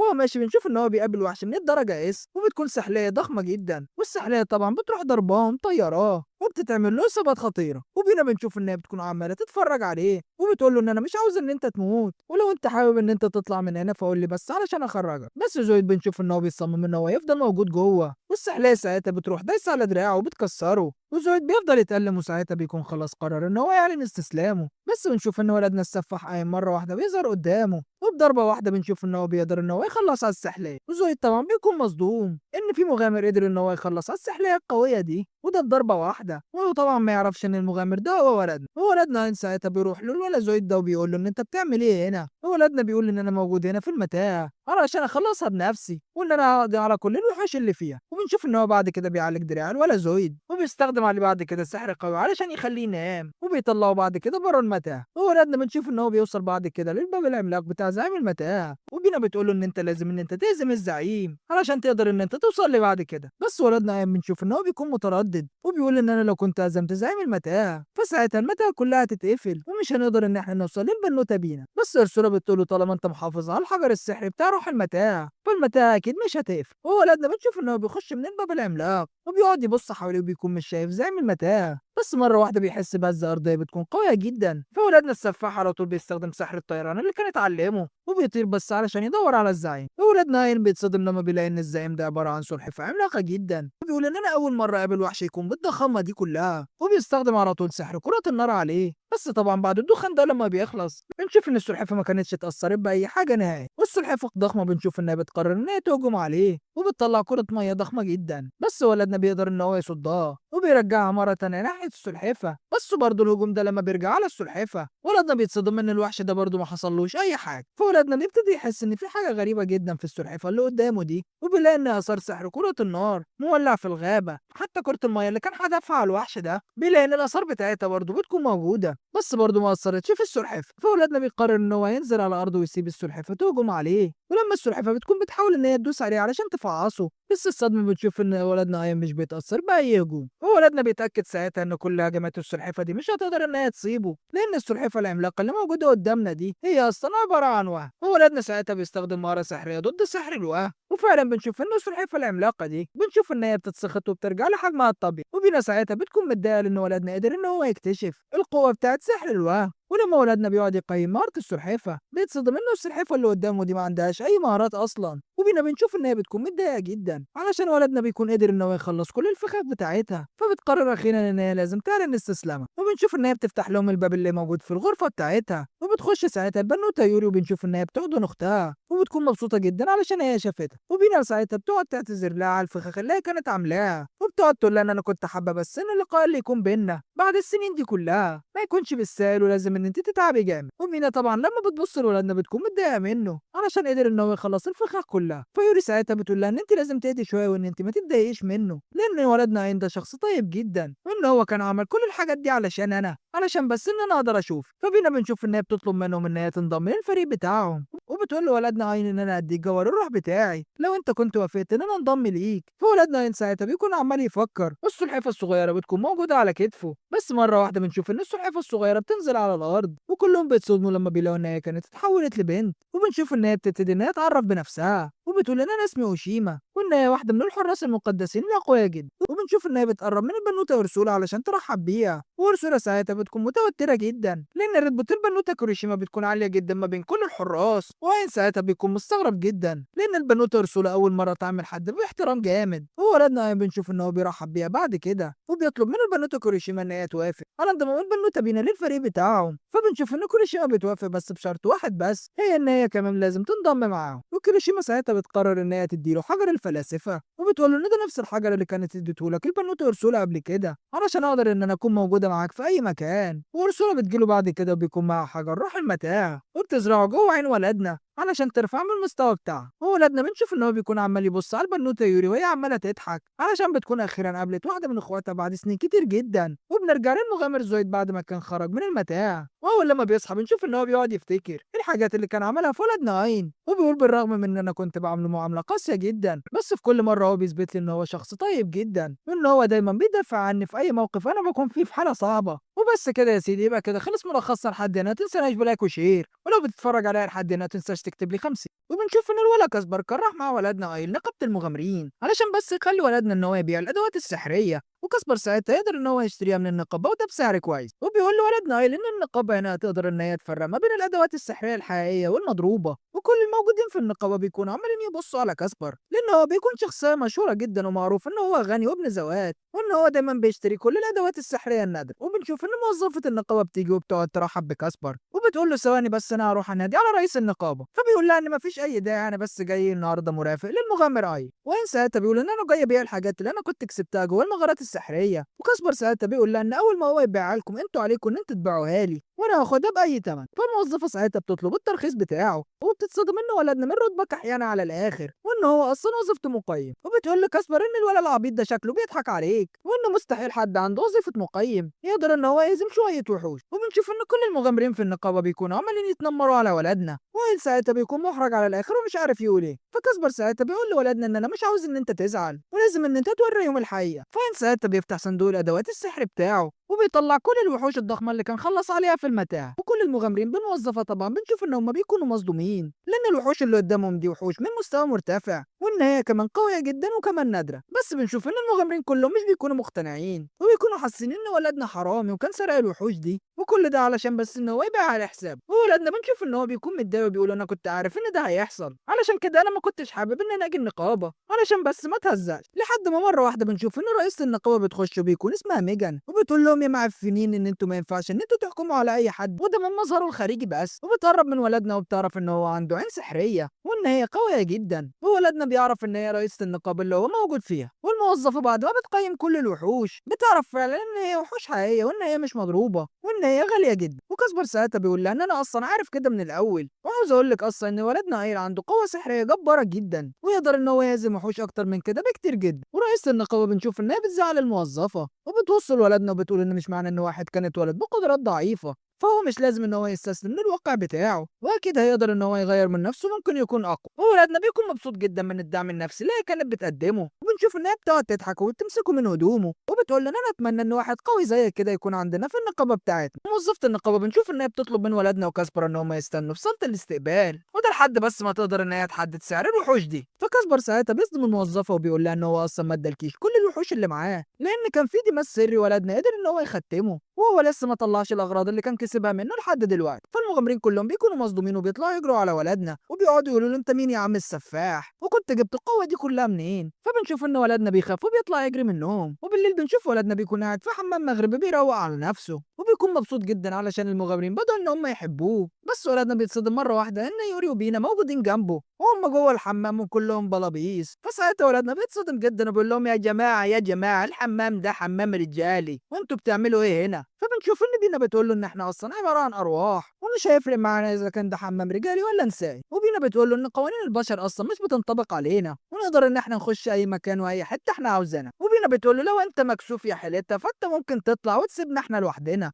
وفجاه بنشوف ان اورسولا بتظهر لولدنا وبتقول له انت بتهبب ايه مع بنتي في الحمام، وطبعا بتكون متعصبه على الاخر. وبينا ساعتها بتبتدي ان هي تحاور وبتقول ان الولد ده كان عمال يتحرش ببنتك. فاورسولا طبعا بتشوف ان هي بتولع وبتقرر ان هي تخلص على ولد. بس يوري طبعا بتشوف ان هي بتتدخل وبتمسك امها وبتقول لها ان بينا اصلا عماله تضحك عليكي بس أرسولا بنشوف إن هي مش بتكون مقتنعة وبتكون بتعمل هجوم قوي جدا علشان تخلص على ولدنا، فيوري ساعتها بتقعد تطلب من ولدنا إن هو لازم يهرب عشان الهجوم ده لو جه فيه فهو هيخلص عليه. وولدنا طبعا بنشوف إن هو بيطلع من الحمام المغربي ده وبيقابل البنوتة كيروشيما اللي بتكون مبسوطة أصلا إن بينا جت مع ولدنا أيل، وبتقعد تقول إن ده أهم قرار في حياتها. ولدنا ساعتها بيسألها وبيقول لها هو زي يوري ما بنت أرسولا، فبينا تعتبر كده بنتك بالظبط. فكيروشيما ساعتها بتقول له إن الحراس بيعتبروا إن أرواح شجرة العالم يعتبروا إن هم بناتهم، فعلشان كده دايما بيكونوا موجودين جنبهم على طول. فولدنا أيل ساعتها بيقول لها يعني معنى كده إن لسه في 6 إخوات ليكوا وده بالحراس بتوعهم؟ فبتقول له لا دول 7 مش 6. فبيقول لها إن أنا كنت سمعت إن الشجرة الأولى كانت دبلت واختفت. فبتقول له هو فعلا كانت دبلت بس هي لسه ما اتدمرتش وإن هو لحد دلوقتي لسه موجودة. وبتقول له إن الأخت السبعية والحارس بتاعها أكيد هم موجودين في واحدة من المتاهات السرية، بس للأسف إحنا لحد دلوقتي مش قادرين نحدد مكانها. وبتبص لولدنا وبتقول له أنت كنت استسلمت ولا إيه؟ فبيقول لها إن أنا عمري ما يأس وأنا متحمس جدا علشان أنا عاوز أساعد البنوتة يوري. وتاني يوم بتشوف إن ولادنا بيروح لكاسبر علشان يكملوا الرحلة بتاعتهم، وبيلاقي ساعتها رئيسة النقابة ميجان بتكون موجودة معاهم. وكاسبر بيقول له إن رئيسة النقابة ميجان عاوزة منك مهمة سرية وهي طالبة منك إن أنت تعملها لها. فولادنا بيسأله وبيقول له طب هي ما كانتش طلبت ليه من أي مغامر في النقابة إن هو يعملها لها؟ فميجان ساعتها بترد عليه وبتقول له إن أنت الوحيد اللي هتقدر إن أنت تعمل المهمة دي. وبنشوف إن هي بتسأله بعد كده وبتقول له أنت تعرف حاجة اسمها بيهيموس؟ فبيقول لها أنا ما أعرفش أي حاجة بالاسم ده. فبتقول له إن بيهيموس ده هو تنين قديم جدا واللي كان صنع بيهيموس ده هو ملك الشياطين ذات نفسه وده قبل ما يتم ختمه. وكاسبر بيقول إن دايما التنين ده بيظهر للتجار أثناء رحلتهم ودايما بيخربها وبيقتلهم كلهم. وميجان ساعتها بتقول له إن أنا عينتك إن أنت تقتل التنين ده بنفسك، وبتقول له إن التنين ده أصلا رتبته أساس. وكاسبر بيقول له أنا عارف إن المهمة دي أصلا ممكن تكلفك كل حياتك بس أنت الوحيد اللي تقدر إن أنت تخلص عليه. فولدنا بقلب حنين بنشوف إن هو بيوافق إن هو يعمل المهمة، وميجان وكاسبر بيكونوا مصدومين من الشجاعة بتاعت ولدنا. وولدنا السفاح بنشوف إن هو بيتحرك في الصحراء علشان يروح يقابل التنين بهيموس، وأرسولا بتكون قدرت إن هي تحدد المكان اللي هو موجود فيه. وبنشوف إن هي بتبتدي إن هي تديله معلومات وبتقول له إن ده تنين أرضي وعنده قدرة إن هو يقدر يمتص كل التعويذات ويحولها لطاقة سحرية، وإن هو بيقدر إن هو يحول الهواء العادي وده المخزوفات، والمخزوفات دي تقدر إن هي تخترق الفضاء. فولدنا بيقول لها خلاص يا ولية أنا اتعقدت منه، وبيكون عمال يفكر في طريقة يقدر إن هو يتعامل معاه بيها علشان بس يقدر إن هو يهزمه. وبيقول طالما هو بيقدر إن هو يصد كل الهجمات السحرية فمعنى كده إن أنا لازم أستخدم قوتي علشان أقدر إن أنا أهزمه. وبيوصل للمكان اللي هو موجود فيه وبنشوف إن هو بيطلع طاقة سحرية كبيرة جدا وده علشان بس إن هو يخرجه من تحت الأرض. وفعلا بنشوف إن ولدنا بيقدر إن هو يعمل حفرة كبيرة جدا، وبنشوف إن التنين بيبتدي إن هو يخرج وبيكون متعصب جدا وبيقعد يقول مين الغبي اللي قدر إن هو يصحيني من النوم. وولدنا طبعا بيكون مبهور من الحجم العملاق بتاعه، والتنين بيبتدي إن هو يفخمها في نفسه وبيقول من ساعة ما ملك الشياطين كان جابني على كوكب الأرض فما فيش أي بشر قدر إن هو يهزمني أبدا، وبيقول إن أنا عندي قوة كبيرة جدا وقدرت إن أنا أهزم مغامرين كتير جدا. وبيقعد يقول إن الحياة دي مملة جدا لأن لحد دلوقتي فأنا مش لاقي أي حد قوي بس علشان أواجهه. وبيبص لولدنا وبيقول إن أنت شكلك كحيان وعلى الله حكايتك، بس بيكون ملاحظ إن هو عنده قوة سحرية كبيرة، بس بيقول له إن القوة السحرية اللي عندك دي على الله وعمرها ما هتقدر إن هي تأثر فيا. والتنين ساعتها بيسأل ولدنا وبيقول له هو أنت إيه اللي كان جابك هنا؟ فولدنا بيبتدي إن هو يعرفه بنفسه وبيقول له إن أنا موجود هنا بس علشان أخلص عليك. فبنشوف إن التنين بيكون عمال يضحك وده بكل غرور وبيقول له بقى وريني أنت هتقدر إزاي تهزمني. فبنشوف ولدنا بيقول له إن الغرور بتاعك ده أصلا هو أول حاجة هزمتك. فالتنين بيقول له إن أنا لازم أكون مغرور علشان أنا ملك الشياطين هو اللي صنعني. فولدنا بيقول له أصلا ملك الشياطين بتاعك ده على الله وكحيان وإن هو لو كان موجود فأنا كنت هحط عليه. فالتنين طبعا بتشوف إن هو بيتعصب على الآخر وبيقول له إن أنت إزاي تقدر إن أنت تغلط في ملك الشياطين بتاعي، وعلى طول بيطلع قذائف هوائية بتكون قوية جدا بس ولدنا السفاح بيقدر إن هو يهرب منها بسرعة. فالتنين بيبص على ولدنا بيقول له إن أنت مهما حاولت إن أنت تهرب فأنت مستحيل إن أنت تقدر تتفادى كل الهجمات بتاعته، وبيكون مستمر في الهجوم عليه. بس ولدنا برضه بيكون سفاح وبيكون عمال يجري بسرعة شديدة جدا وقادر إن هو يتفادى كل الهجمات اللي عليه، لحد ما مرة واحدة ولدنا بنشوف إن هو بيفاجئ التنين وبيظهر قدامه وبيروح مطير له دراعه. فالتنين بيكون مصدوم وبيقول ازاي في بشري عنده القوة دي وان انا جلدي اصلا ده قوي جدا ومستحيل ان اي اداة في العالم اصلا تقدر ان هي تقطعه. وبنشوف على طول ان هو بيجري يستخبى تحت الارض وبيقعد يقول طالما ولدنا قايل اصلا مش قادر ان هو يحدد مكاني فاكيد ان هو هيبتدي ان هو يخاف ويتوتر، وساعتها كده الاقي لحظة ان انا اقدر انقض عليه واقتله. وبيقول مهما كان ولدنا سريع فهو طالما مش قادر ان هو يحدد مكاني فهو مستحيل ان هو يقدر يتفادى الهجوم بتاعي. وفجأة بنشوف ان التنين بيظهر لولدنا من تحت الارض وبيروح مطيره، وبنشوف ان هو بعد كده بيقوم بلعه. بس مرة واحدة بنشوف ان في طاقة سحرية بتبتدي ان هي تظهر وبنلاقي ان ولدنا السفاح قدر ان هو يفجر وش التنين ده لدرجة ان التنين نفسه بيكون مش فاهم ايه اللي حصل. والتنين ساعتها بيكون شايف عين ولدنا عين وبيكون حاسس ان هي عندها قوة سحرية جبارة، والتنين بعد كده بنشوف ان هو بيسأل ولدنا وبيقول له هو انت ازاي قدرت ان انت تهزمني؟ فبيقول له ان انا من بعد ما كنت قيمت قوتك فانا كنت اكتشفت ان جدك الخارجي بس هو اللي بيقدر ان هو يمتص السحر، فعلشان كده انا كنت سمحت ان انت تبلعني علشان اقدر ان انا استخدم القوه السحريه بتاعتي واهزمك. والتنين ساعتها بيسأل ولدنا بيقول له طب انت ازاي ما تأثرتش بالسحر بتاعك وانت اصلا كنت محبوس جوه جسم؟ فولدنا بيقول له ده بكل بساطه علشان انا قدرت ان انا اعمل حاجه السحر يحميني. وولدنا بيقول له وانت اول ما نزلت ان انت تستخبى تحت الارض انا كنت قادر ان انا احدد كل تحركاتك، بس انا اصلا كنت مفعل سحر الوهم علشان اقدر اوهمك، علشان كده انا اصلا اللي كنت اخترت المكان المناسب اللي انت تخرج منه. وولدنا بيقول له ان سبب هزيمتك قدامي هو تعاليك وغرورك يا معفن على البشر. والتنين بنشوف ان هو قبل ما بيختفي بيقول ان انا ما كنتش متخيل في اي يوم من الايام ان في بشر يقدر ان هو يهزمني. وولدنا بيكون متضايق لان هو بيكون حاسس ان التنين ده ما كانش عايز يكون شرير وان ملك الشياطين بس هو اللي كان حاطط قوه الشر جواه، وبيقول ان ما فيش اي حد يقدر ان هو يختار المصير بتاعه، ولو كانت قوه خير هي اللي عملت التنين ده فاكيد ما كانش هيكون شرير. والرسوله ساعتها بترد عليه وبتقول له بطل فلسفه يا ولا وانجز وقيم التنين ده وخد بالمهارات بتاعته. وفعلا ولدنا بنشوف ان هو بيكتسب مهارات سحريه قويه جدا من التنين، ويورو وبينا ساعتها بيكونوا مبسوطين جدا من القوه الكبيره اللي ولدنا كان حصل عليها، بس ولدنا اصلا بيقول لهم ان القوه دي كلها بفضلكم. وولدنا بعد كده بيروح للقصر الملكي وبيقابل بنوته كلاوديا مره تانية اللي اصلا بتكون مبسوطه جدا علشان هي شافت ولدنا، وبتقول له ان سبب دعوتنا ليك النهارده ان ابويا عاوز يشوف، وبتقول له انا طالما زوجتك المستقبليه فانت لازم ان انت تقابل ابويا وترحب بيه. وفعلا بنشوف ان الملك بيخش على ولدنا، وطبعا ولدنا مش بيكون مصدق ان الملك ذات نفسه واقف قدامه وبيقعد يرحب بيه زي العبيط. فالملك ساعتها بيقعد يهديه وبيقول له ان مفيش اي داعي للتوتر، وكلاوديا بتقعد جنب ولدنا وبتقعد تعبط فيه، فيوري ساعتها بتغير وبتقعد تلزق فيه، والبنتين بيكونوا عمالين يتخانقوا عليه. وبنشوف ان الملك بيكون عبيط وبيقعد يقول لولدنا اهلا بيك يا زوج بنتي المستقبلي، وبيقول لولدنا ان انا اصلا كان سبب استدعائي ليك هما سببين. السبب الاول ان رئيسه النقابه ميجان كانت قالت لي ان انت قدرت ان انت تهزم التنين بهيموس، وكنت قدرت ان انت تحمي التجاره بتاعتنا اللي كانت بدات ان هي تخرب، وده بسبب التنين. والسبب التاني ان انت قدرت ان انت كنت تحمي بنتي وده لما تعرضت للخطر. فبنشوف ان البنوته بتقعد تفخمها في ولدنا وبتقول لابوها ان ده فتى احلامي الشاب اللي مش له حل الوسيم التخين الجدع اللي فيه كل المواصفات الحلوه واي بنوته تتمناها. فبنشوف ان الملك على طول بيوطي ولدنا وبيقعد يشكره، فولدنا طبعا بيكون مكسوف جدا وبيقول ان مفيش اي داعي لشكري وان كل اللي حصل ده اصلا ما كانش بفضلي وده بسبب القوه اللي انا كنت خدتها من البنوته يوري. والملك بيقول لولدنا ان انت في المستقبل هيكون لك شأن عظيم جدا، وبيقرر ساعتها ان هو يكافئ ولدنا. وبنشوف ان هو بيهدي ساعه وبيكون عليها اشعار المملكه، وبيقول له ان الشعار ده يقدر ان هو يدخلك اي مكان انت كنت حابب ان انت تخشه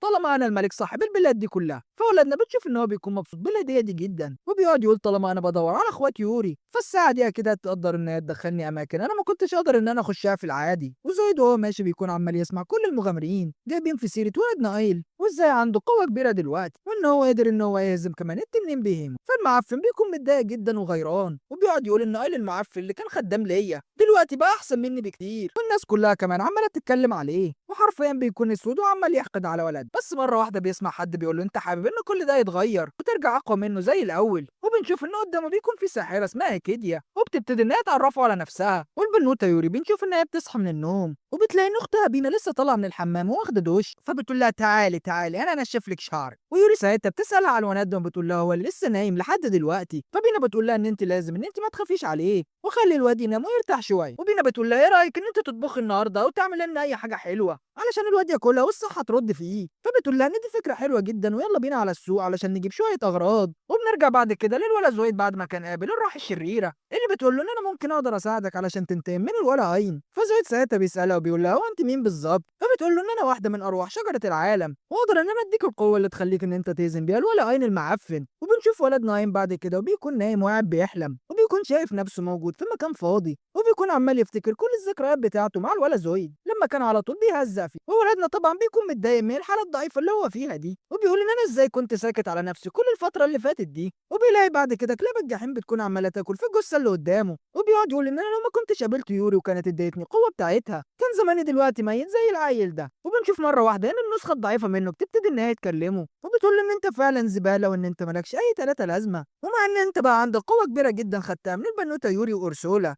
فانت على طول هتفضل اين الضعيف الجبان. فولدنا على طول بيصحى وبيكون مفزوع وما بيكونش عارف اصلا هو متنيل قاعد فين. فارسولا بتقول له واضح كده ان انت كنت بتحلم حلم وحش. ولما ولدنا بيسالها عن البنوته يوري بتقول له ان هي كانت راحت السوق وانا مش عاوز ان انت تقلق واكيد هتكون كويس. وبيقول لارسولا ان انا كان زماني دلوقتي ميت لولا القوه اللي انا كنت خدتها وان انا عمري ما كنت هقدر اوصل للي انا فيه دلوقتي. وبيقول لها ان انا معفن زي ما قال عليا زويد وافضل زباله وضعيف جدا. وبنرجع بعد كده للساحره اكيد يقول ولا زويد وبتقول لها ولا وانت مش عاوز ان انت تنتقم من ولدنا عين. فبيقول لها ان انت تقدري ان انت تساعديني. فاكيد بتقول له ان انا هزرع فيك عيون الروح. فعلى طول زويد بيتسالها وبيقول لها ايه عيون الروح دي. فبتقول له دي عيون الروح اللي ولدنا كان حصل عليها علشان يكون بالقوه الكبيره اللي انت شايفها دي. وبتقول له ان انا ممكن اديك عين الروح دي علشان تكون عندك قوه كبيره وهتقدر ساعتها ان انت تهزمه بيها. فبيقول لها ان انا كنت متاكد ان العيل العبيط ده مستحيل يكون بقى قوي في يوم وليله كده من التدريب واكيد كان في حاجه حصلت له علشان يكون بالقوه دي. وبنشوف ان هو بيقعد يترجاها علشان ياخد عين الروح منها. فبتستدعي على طول ايكيديا عين الروح الشريره بتاعتها وبتخرقها على طول في نص دماغ الولا. وبنشوف ان زويد ساعتها بيكون عمال يحس بألم كبير وبيبتدي بعد كده يتحول لشيطان بثلاث عيون وعلى طول بيطير في الهواء. بيكون حاسس ان جسمه بقى خفيف جدا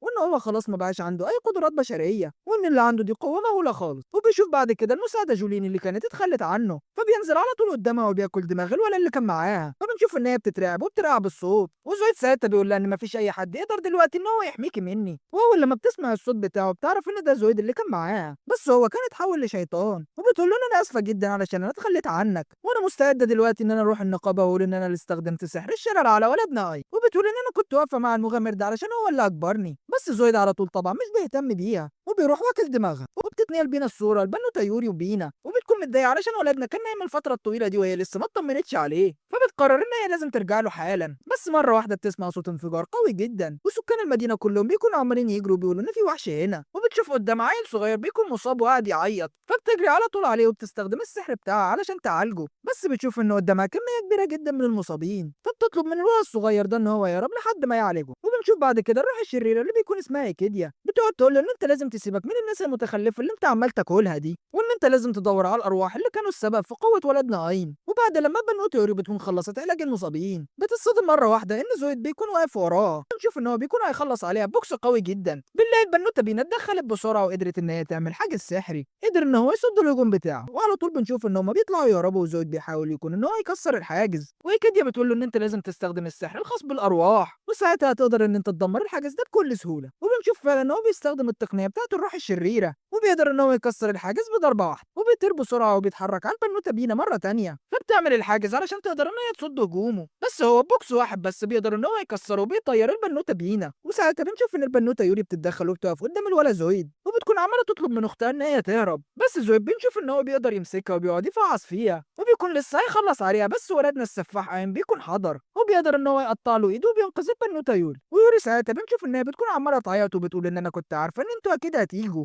وولادنا بيكون بيحاول ان هو يستخدم السحر بتاعه ويقيم قدراته بيتصدم ان مفيش اي معلومات عنه. فارسولا ساعتها بتقول له ان القوه دي قوه ملعونه وهو بيستخدم تقنيه سريه علشان يقدر ان هو يحجب المعلومات بتاعته عنه. وزويد بيهجم عليه بعد كده بس ولدنا قايم بضربه سيف واحده بيقدر ان هو يصد الهجوم. وبنشوف ان العركه بينهم بتكون قويه وقايم بيقدر ان هو يصد الهجمات بتاعته. ولما ولدنا بيعمل حاجز سحري علشان يبعدوا عنه زويد السفاح بيقدر ان هو يكسر الحاجز وبيقدر ان هو يسيب ولدنا في دراعه. وولدنا بيكون مستغرب ان الوحش ده قدر ان هو يكسر الحاجز. وكيديا ساعتها بتكون واقفه بعيد وبتكون مبسوطه جدا علشان الفنون السحريه بتاعتها قدرت ان هي توقف قوه الارواح. وزويد ساعتها بيكون عمال يضحك على ولدنا هاين وبيقول له ده اخرك يا ولا. فولدنا هاين بيعرف ساعتها ان اللي بيكلمه هو زويد وبيساله بيقول له هو انت ازاي اتحولت لشيطان. فزويد ساعتها بيقول له ان انا كنت حصلت على بركه الارواح زيك فعلشان كده بقيت نفس قوتك. وبيروح مدي ولدنا بوكس قوي جدا بيطيره وبيحاول ان هو يفنشه بعد كده. بس بنشوف ان ولدنا بيقدر ان هو يهرب من الهجوم ده. وارسولا ساعتها بتقول له يا ولا انت متردد ليه ودي مش طبيعتك وان انت لو ما قتلتوش فهو هيخلص عليك بكل سهوله. وفجاه بنشوف ان زويد بيطلع له من تحت الارض. وزويد ساعتها بيقول لولدنا انا مستغرب ان انت عندك كل القوه الجباره دي وان انت لسه مغفل زي ما انت وان انت ما استخدمتش القوه دي لمصلحتك. وبيقول له ان انا كنت قتلت كل اللي كانوا مضايقني وبيتنمروا عليا. وبيقول لولدنا ان انا وانت كان تم احتقارنا في العالم ده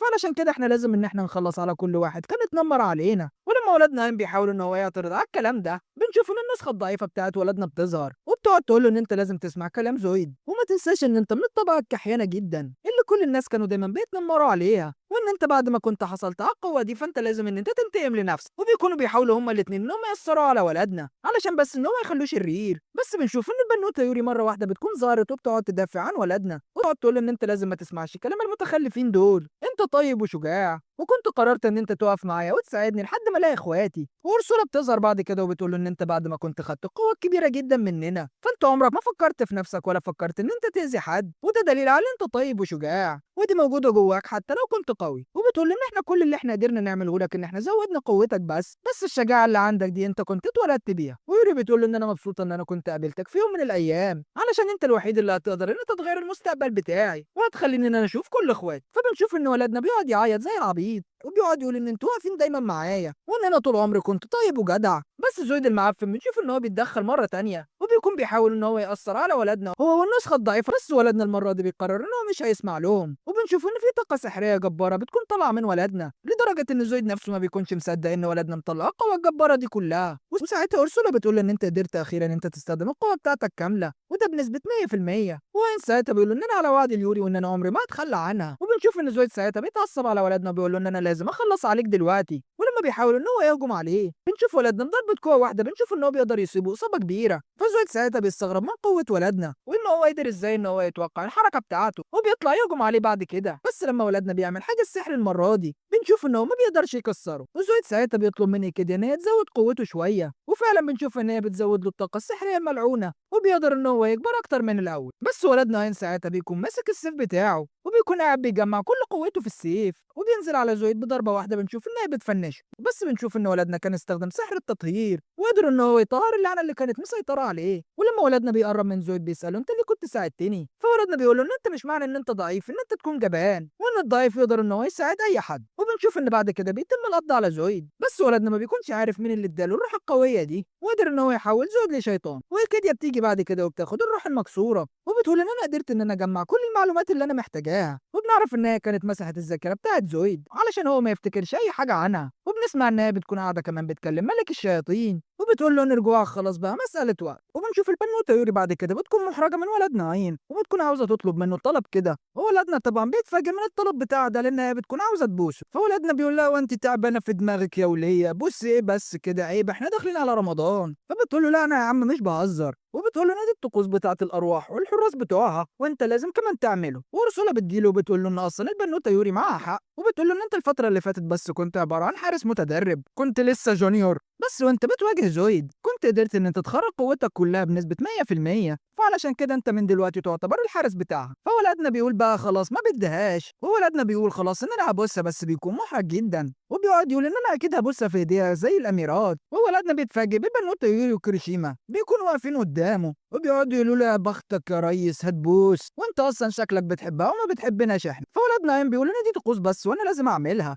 وان انا مستحيل اصلا انا اقرب من البنوته يوري وانتم موجودين. فارسولا ساعتها بتطلب منهم ان هم يطلعوا ويسيبوهم لوحدهم ده لحد ما ولدنا يخلص الطقوس بتاعته. ولما ولدنا بيقرب من يوري بنشوف ان هو بيكون مكسوف وبيتكعبل، وساعتها بنشوف ان هو بيبوسها في دماغها. فالبنوته يوري طبعا بتكون مبسوطه جدا وفرحانه علشان كده يعتبر الميثاق خلاص اللي بينهم اتفعل، وولدنا عين يعتبر دلوقتي الحارس الاساسي بتاعها. وبنشوف بعد كده الروح الشريره ايكيديا بتكون خلاص وصلت لعالم الشياطين وبتقابل عصفوره غريبه جدا بتقعد ترحب بيها، وبنعرف ان العصفوره دي بيكون اسمها فالكون. وبيسال ايكيديا وبيقعد يقول لها هو انت ايه اللي كان جابك عندي يا وليه، فبتقول له ان انا جايه لك بطلب من ملك الشياطين ان انت لازم تروح تقتل البشري عين. فساعتها بيقول لها ايه الطلب السخيف الحقير اللي انت بتطلبيه مني ده، انت عايزاني انا ذات نفسي اروح اقتل حته بشري حقير عويل. فبتقول له ان البشري الحقير اللي انت عمال تتريق عليه ده هو اللي قدر ان هو يقتل التنين بيهيموس. فبيقول لها ان اصلا التنين بيهيموس ده ما يعتبرش في قوتي، ولو هنقارن قوه التنين بيهيموس بيا فهو يعتبر حته حشره. فكده بتقول له والله رجال والله ما عليك زود، وبتقول له ان قوه الشياطين اللي موجوده جواك كبيره جدا وبتبتدي ان هي تضحك عليه علشان تقنعه ان هو بس يروح علشان يقتل ولد نايم. وبتقول له اصلا ان ملك الشياطين واثق فيك جدا وعارف ان انت هتقدر ان انت تنفذ الطلب بتاعه. وفعلا العصفوره بنشوف ان هي عبيطه وبتوافق على الطلب بتاعها، وبنشوف ان هو بيتحرك على طول على ولد نايم وبيقعد يقول ان انا عندي سرعه كبيره جدا وان مستحيل اي حد يقدر ان هو يتفوق عليا في السرعه. بس وبنشوف ان هو بيوصل قدام ولد نايم ويبتدي ان هو يعرفه بنفسه وبيقول له ان انا اسمي فالكون وانا اصلا من اقوى 5 شياطين موجودين في الدنيا، وبيقول له ان انا جاي علشان اخلص عليك يا عيل يا بشري يا حقير. بس ولدنا بنشوف ان هو بيكون ثابت وبيكون اصلا عايز ينام وبيقول له بطل زعيق دوشتنا، لان لان في ناس هنا نايمه ومش عاوزين ان احنا نزعجهم. العصفوره بنشوف ان هي بتكون متضايقه من كلامه وبتكون لسه هتهجم عليه علشان تخلص عليه، بس بنشوف ان ولدنا على طول بيقدر يديله كف على وشه، وبالكف ده بنشوف ان هو بيطيره بعيد، والطائر بيكون مستغرب من قوه ولدنا الكبيره دي. وفجاه ولدنا بنشوف ان هو بيظهر قدامه وبيقول له انت فاشل وان انت تعتبر من افشل 5 شياطين اصلا. وبعد كده بنشوف ان هو بيديله ضربه قويه جدا، بنشوف ان هي بتخلص عليه، والطائر ساعتها بيعرف ان القوه الكبيره بتاعت ولدنا اين هي بسبب عين الروح اللي موجوده جواه. وبيبتدي ولدنا اين بعد كده ان هو يقيم قوته علشان يكتسب المهارات بتاعته. وبتيجي بعد كده بينا وارسولا وبيقولوا له واضح كده ان قوتك كانت زادت بشكل كبير، وبينا ساعتها بتقعد تستفز ارسولا وبتقول لها واضح كده ان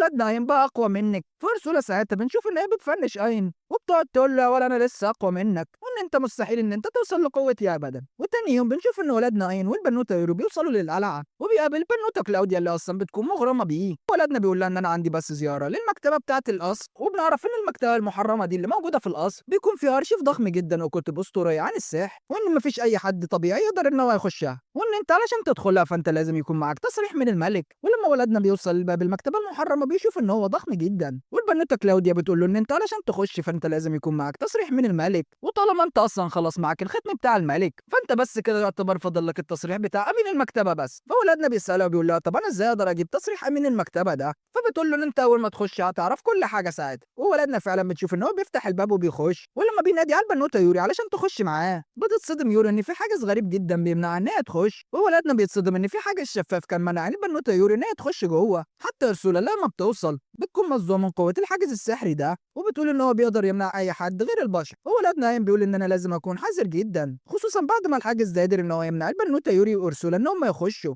وبيبتدي بعد كده ان هو يطمن البنوته يوري وبيقول لها ان انت عمرك ما تقلقي، انا هخش المكتبه والدنيا اكيد هتكون تمام وانت ما تقلقيش عليا. وبيقعد يقول لها طالما انا كنت وعدتك ان انت هتلاقي اخواتك كلهم فانا لازم اكيد ان انا اعتمد على نفسي المره دي. وولادنا بنشوف ان هو بيخش المكتبه المحرمه وبيكون مصدوم من حجمها الكبير جدا وكمان عدد الكتب الكتير اللي موجود جواها. وولادنا بيكون حاسس ان في حاجه عماله تقع من فوقيه فبيتصدم ان في بنوته بتكون بتقع من فوق. فولادنا بقلب حنين بيشوف ان هو بيجري بسرعه علشان يلقفها وده قبل ما هي تقع، وبنشوف ان هو بيقعد يطمن عليها ان هي كويسه. والبنوته ساعتها اول ما بتبص لولدنا عين بنعرف ان هي على طول بتعجب بيه وبتحبه ساعتها، والبنوته ساعتها بتقعد تشكر ولدنا عين ان هو انقذها. ولدنا بيتفاجئ ان هي على طول وقعت في حبه ومعجبه بيه، وولدنا ساعتها بيبتدي ان هو يعرفها على نفسه، والبنت كمان بتبتدي ان هي تعرفنا باسمها وبنعرف ان اسمها اليسا. وولدنا ساعتها بيسالها وبيقول لها وانت ايه اللي كان خلاك ان انت تقعي؟ فبتقول له ان انا بس كنت بقرا كتاب وكنت سرحانه فعلشان كده كنت وقعت، وبتطلع عصايه هاري بوتر السحريه وبترجع بعد كده الكتاب لمكانه، وبتقول لولدنا ان انا اعرف اماكن كل الكتب لان انا امينه المكتبه دي. ولما ولدنا بيعرف ان هي امينه المكتبه بنشوف ان هو بيشكرها، فبتقعد تقول له وانت بتشكرني ليه؟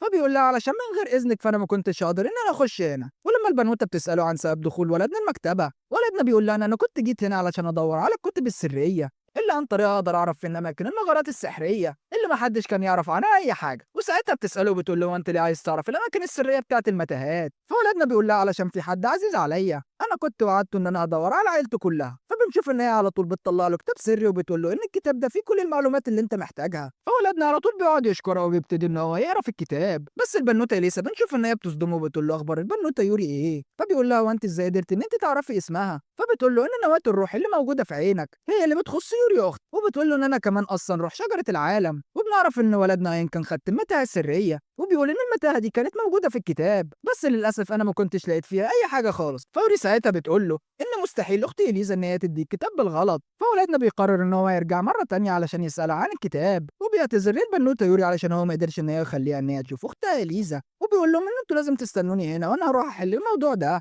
وفي الوقت ده بنشوف ان البنوته اليزا بتكون بتستخدم القوه السحريه بتاعتها وبتكون عماله ان هي تراقبهم من بعيد، وبنشوف الحارسه بتاعتها بتيجي وبتسالها وبتقول لها وانت ليه ما كنتش اديتي ولدنا عين الكتاب السري اللي بيكون في المغاره بتاعتنا؟ هو انت مش ناويه ان انت تشوفي اخواتك ولا ايه؟ فبنشوف انها بترد وبتقول ان انا العالم الخارجي ده اصلا بيخوفني جدا وان انا ما عنديش اي قوه كبيره زي باقي اخواتي، فعلشان كده انا بس بكتفي بالمراقبه من بعيد وده بقدره عين الالف ميل السريه اللي عندي. واليزا بنشوف ان هي بتكمل الكلام وبتقول ان في بشر كتير جدا موجودين في العالم الخارجي وانا اصلا بكره البشر جدا وان البشر هم اصلا السبب الاساسي في قتل اختي الكبيره. بس الحارسه بتقول لها ان عين انا اول ما شفته كنت عرفت ان هو اصلا شخص طيب وان هو مختلف عن كل البشر اللي انت بتكرهيهم. وبنرجع فلاش باك لما ولدنا عين بيعرف ان اليزا اصلا هي روح شجره عالم زي البنوته يوري بالظبط، وساعتها الحارسه بتاعت اليزا بتيجي وبتقول لها ان انت كان المفروض ان انت تقولي لي ان في ضيوف علشان نضيفهم. وولدنا طبعا اول ما بيشوفها بيعرف ان هي الحارسه بتاعت البنوته اليزا، وبنشوف ان هي بتقعد تعرفه بنفسها، وبنعرف ان اسمها كهاني. وولدنا طبعا بيقعد يرحب بيها، فبنشوف ان الحارسه بتقعد ترحب بيه وبتشكره على المعامله الطيبه اللي بيعملها للبنوته اليزا، وبتقول له انا من زمان كبير جدا انا ما كنتش شفت البنوته اليزا مبسوطه علشان هي شافت حد. فولدنا بيقول للبنوته اليزا ان يلا بينا نخرج علشان اخواتك اصلا موجودين بره. فالبنوته يعني بنشوف ان هي بتقول له ان احنا ما نقدرش ان احنا نطلع، لان المكان اللي انت واقف فيه ده اصلا مش موجود في قلعه الملك زي ما انت متخيل، وان موجود باب سري هو اصلا اللي بيفصل قلعه الملك عن المكان ده. وكاني بتقول له ان اصلا البوابه السريه دي هي ما بتسمحش باي حد انه يقدر يعدي من خلالها، وكمان عليها تعويذه سحريه قويه جدا ما بتسمحش ان اي حد يعدي غير لما يكون الملك وامينه المكتبه موافقين. وبتقول له بعد كده ان المكتبه المحرمه دي فيها كل المعلومات السريه، فعلشان كده موجوده فيها شجره العالم علشان تحميها. وكاني بتقول له ان انت لو عاوز البنوته اليزا ان هي تقابل اخواتها فانت لازم ان انت تدور على المتاهه السريه، وانت لازم كمان تختمها علشان تقدر ان انت تخش لنا بشكل طبيعي. فولادنا بيسأل وبيقول لها طب ايه المشكله لو انا كنت خدت البنوته اليزا وطلعت بيها دلوقتي؟ فبتقول له للاسف ده مش هينفع، لان البنوته اليزا تعتبر ضعيفه جدا، واول ما تطلع فهي هتموت منك في الطريق. وبتقول له زي ما انت شايف كده فالبنوته اليزا تعتبر معقده وعبيطه، وهي اصلا مكتئبه ومش حابه ان هي تشوف اي حد. فولادنا عين بنشوف ان هو بيقرب منها وبيقول لها وانت مش ناوي ان انت تشوف اخواتك؟ وبيعرف ساعتها ان هي نفسها ان هي تشوف اخواتها، بس هي للاسف مكتئبه وخايفه من العالم الخارجي. فولادنا بيقول لها ان اصلا دخول عالم غريب انت اول مره تروحيه دي حاجه مخيفه جدا، واكيد انا اصلا حاسس بيك لان انا كنت مريت بنفس الموضوع ده. وبيقول لها انا زمان كنت خايف زيك، بس بمساعده ارسولا والبنوته يوري فانا قدرت ان انا اتخطى كل الخوف اللي عندي. وبيقول لها ان انا عاوز ان انت تتخلصي من الخوف اللي جواكي، وانا اوعدك ان انا اكون جنبك واحميكي وان انت هتشوفي اخواتك خلاص. وبيقول لها ان انا اصلا هدعمك بكل قوتي، وكمان ههزم كل الوحوش اللي موجودين في المتاهه علشان بس اقدر ان انا اخرجك من هنا بشكل طبيعي. وطبعا بنشوف ان البنوته اليسا بتكون مبلمه في ولدنا وهي عماله تسمع الكلام التحفيزي اللي بيشعل القلب ده. وساعتها بيقول لها يا وليه قررت ايه هتيجي معايا ولا مش ناويه؟ فساعتها البنوته اليسا بنشوف ان هي بتقرر ان هي هتيجي معاه وان هي هتتخلص من كل الخوف بتاعها. فولدنا خلاص بيقرر ان هو يتوجه للمتاهه اللي فيها المكتبه المحرمه علشان خلاص ان هو يختمها ويقدر ان هو كمان يوصل لهم بشكل طبيعي. وبتبتدي كان ان هي تسرح شعر البنوته اليزا علشان تجهزها علشان بس لما تطلع وتشوف اخواتها. وبتقول لها ان الولد عين ده شكله طيب وجدع ويقدر ان هو يساعدكم كلكم وهيقدر ان هو يخليك تتخلصي من الخوف اللي موجود جواك. وبتقول لها ان انا اول مره اشوفك كده منسجمه مع اي حد، وان ملامحك كان باين فيها ان انت بتحبيه ومعجبه بيه وده بشكل كبير جدا. وكان بتشوف ان هي بتقول لها ان انا عاوزه ان انت تثقي في ولدنا عين، لان انا واثقه من ان هو من جواه هو طيب جدا واكيد فهو يقدر يساعدك. وبتقول لها ان مهما حصل فانا اصلا هكون موجوده جنبك وان انا عمري كمان ما هتخلى عنك. وبنشوف ولدنا عين بيرجع لهم مره تانية علشان بيكون عاوز ان هو يسالهم على حاجه. فكان ساعتها بتقعد تقول لها يلا يا وليه فانت لازم تتشجعي وان انت ما تخافيش. وفعلا بنشوف ان البنوته اليسا بتروح لعين وبتقول له ان انا واثقه فيك جدا، وبتقول له انا بترجاك ان انت تاخدني للعالم الخارجي معاك علشان انا عاوزه بس ان انا اتخلص من الخوف بتاعي. فبنشوف ان ولدنا هنا على طول بيلحفها على كتفه وبيشيلها وعلى طول بيطير بيها وبيقول لها ان انت ما تقلقيش طول ما انت معايا فانت هتكوني في امان. قبل لما بيتحركوا بنشوف انها كهاني بتدي له نواه تروح البنوته اليزا وبتقول له ان انت اصلا ما ينفعش ان انت تمشي من غيرها. وبتقول له ان انا طالما مش هينفع ان انا اكون موجوده معاك وما اقدرش ان انا استخدم الانتقال الاني فبتعمل نسخه منها علشان تكون على طول موجوده مع ولدنا عين اول ما يمشي من هنا. واول ما بيتحركوا بنشوف ان اليزا بتبتدي ان هي تحس بالتعب والارهاق، فولدنا عين بيقرر ان هو يشيلها علشان تستريح. وولدنا عين بنشوف ان هو بيبتدي ان هو يستخدم قوته السحريه وبيقتل عدد كبير جدا من الوحوش، وده لحد ما بيوصل للباب الرئيسي اللي بيكون فيه زعيم المتاهه. وبنشوف ان هو بيبتدي في العركه معاه، وزعيم المتاهه بنشوف ان هو بيكون ساموراي قوي جدا وبيستخدم بعد كده ضربه قويه بنشوف ان هو بيهجم بيها على ولدنا عين. وعين ساعتها بيقرر ان هو يغفله فبيروح حادف ساعتها السيف بتاعه وبيظهر بعد كده ولدنا من قدامه وبيديله بعد كده الرجل قويه جدا بنشوف ان هي بتفنشه. وحرفيا بنشوف ان البنوته اليزا وكان بيكونوا مصدومين من القوه الكبيره بتاعت ولدنا عين. واليزا بنشوف ان هي بتروح تطمن على ولدنا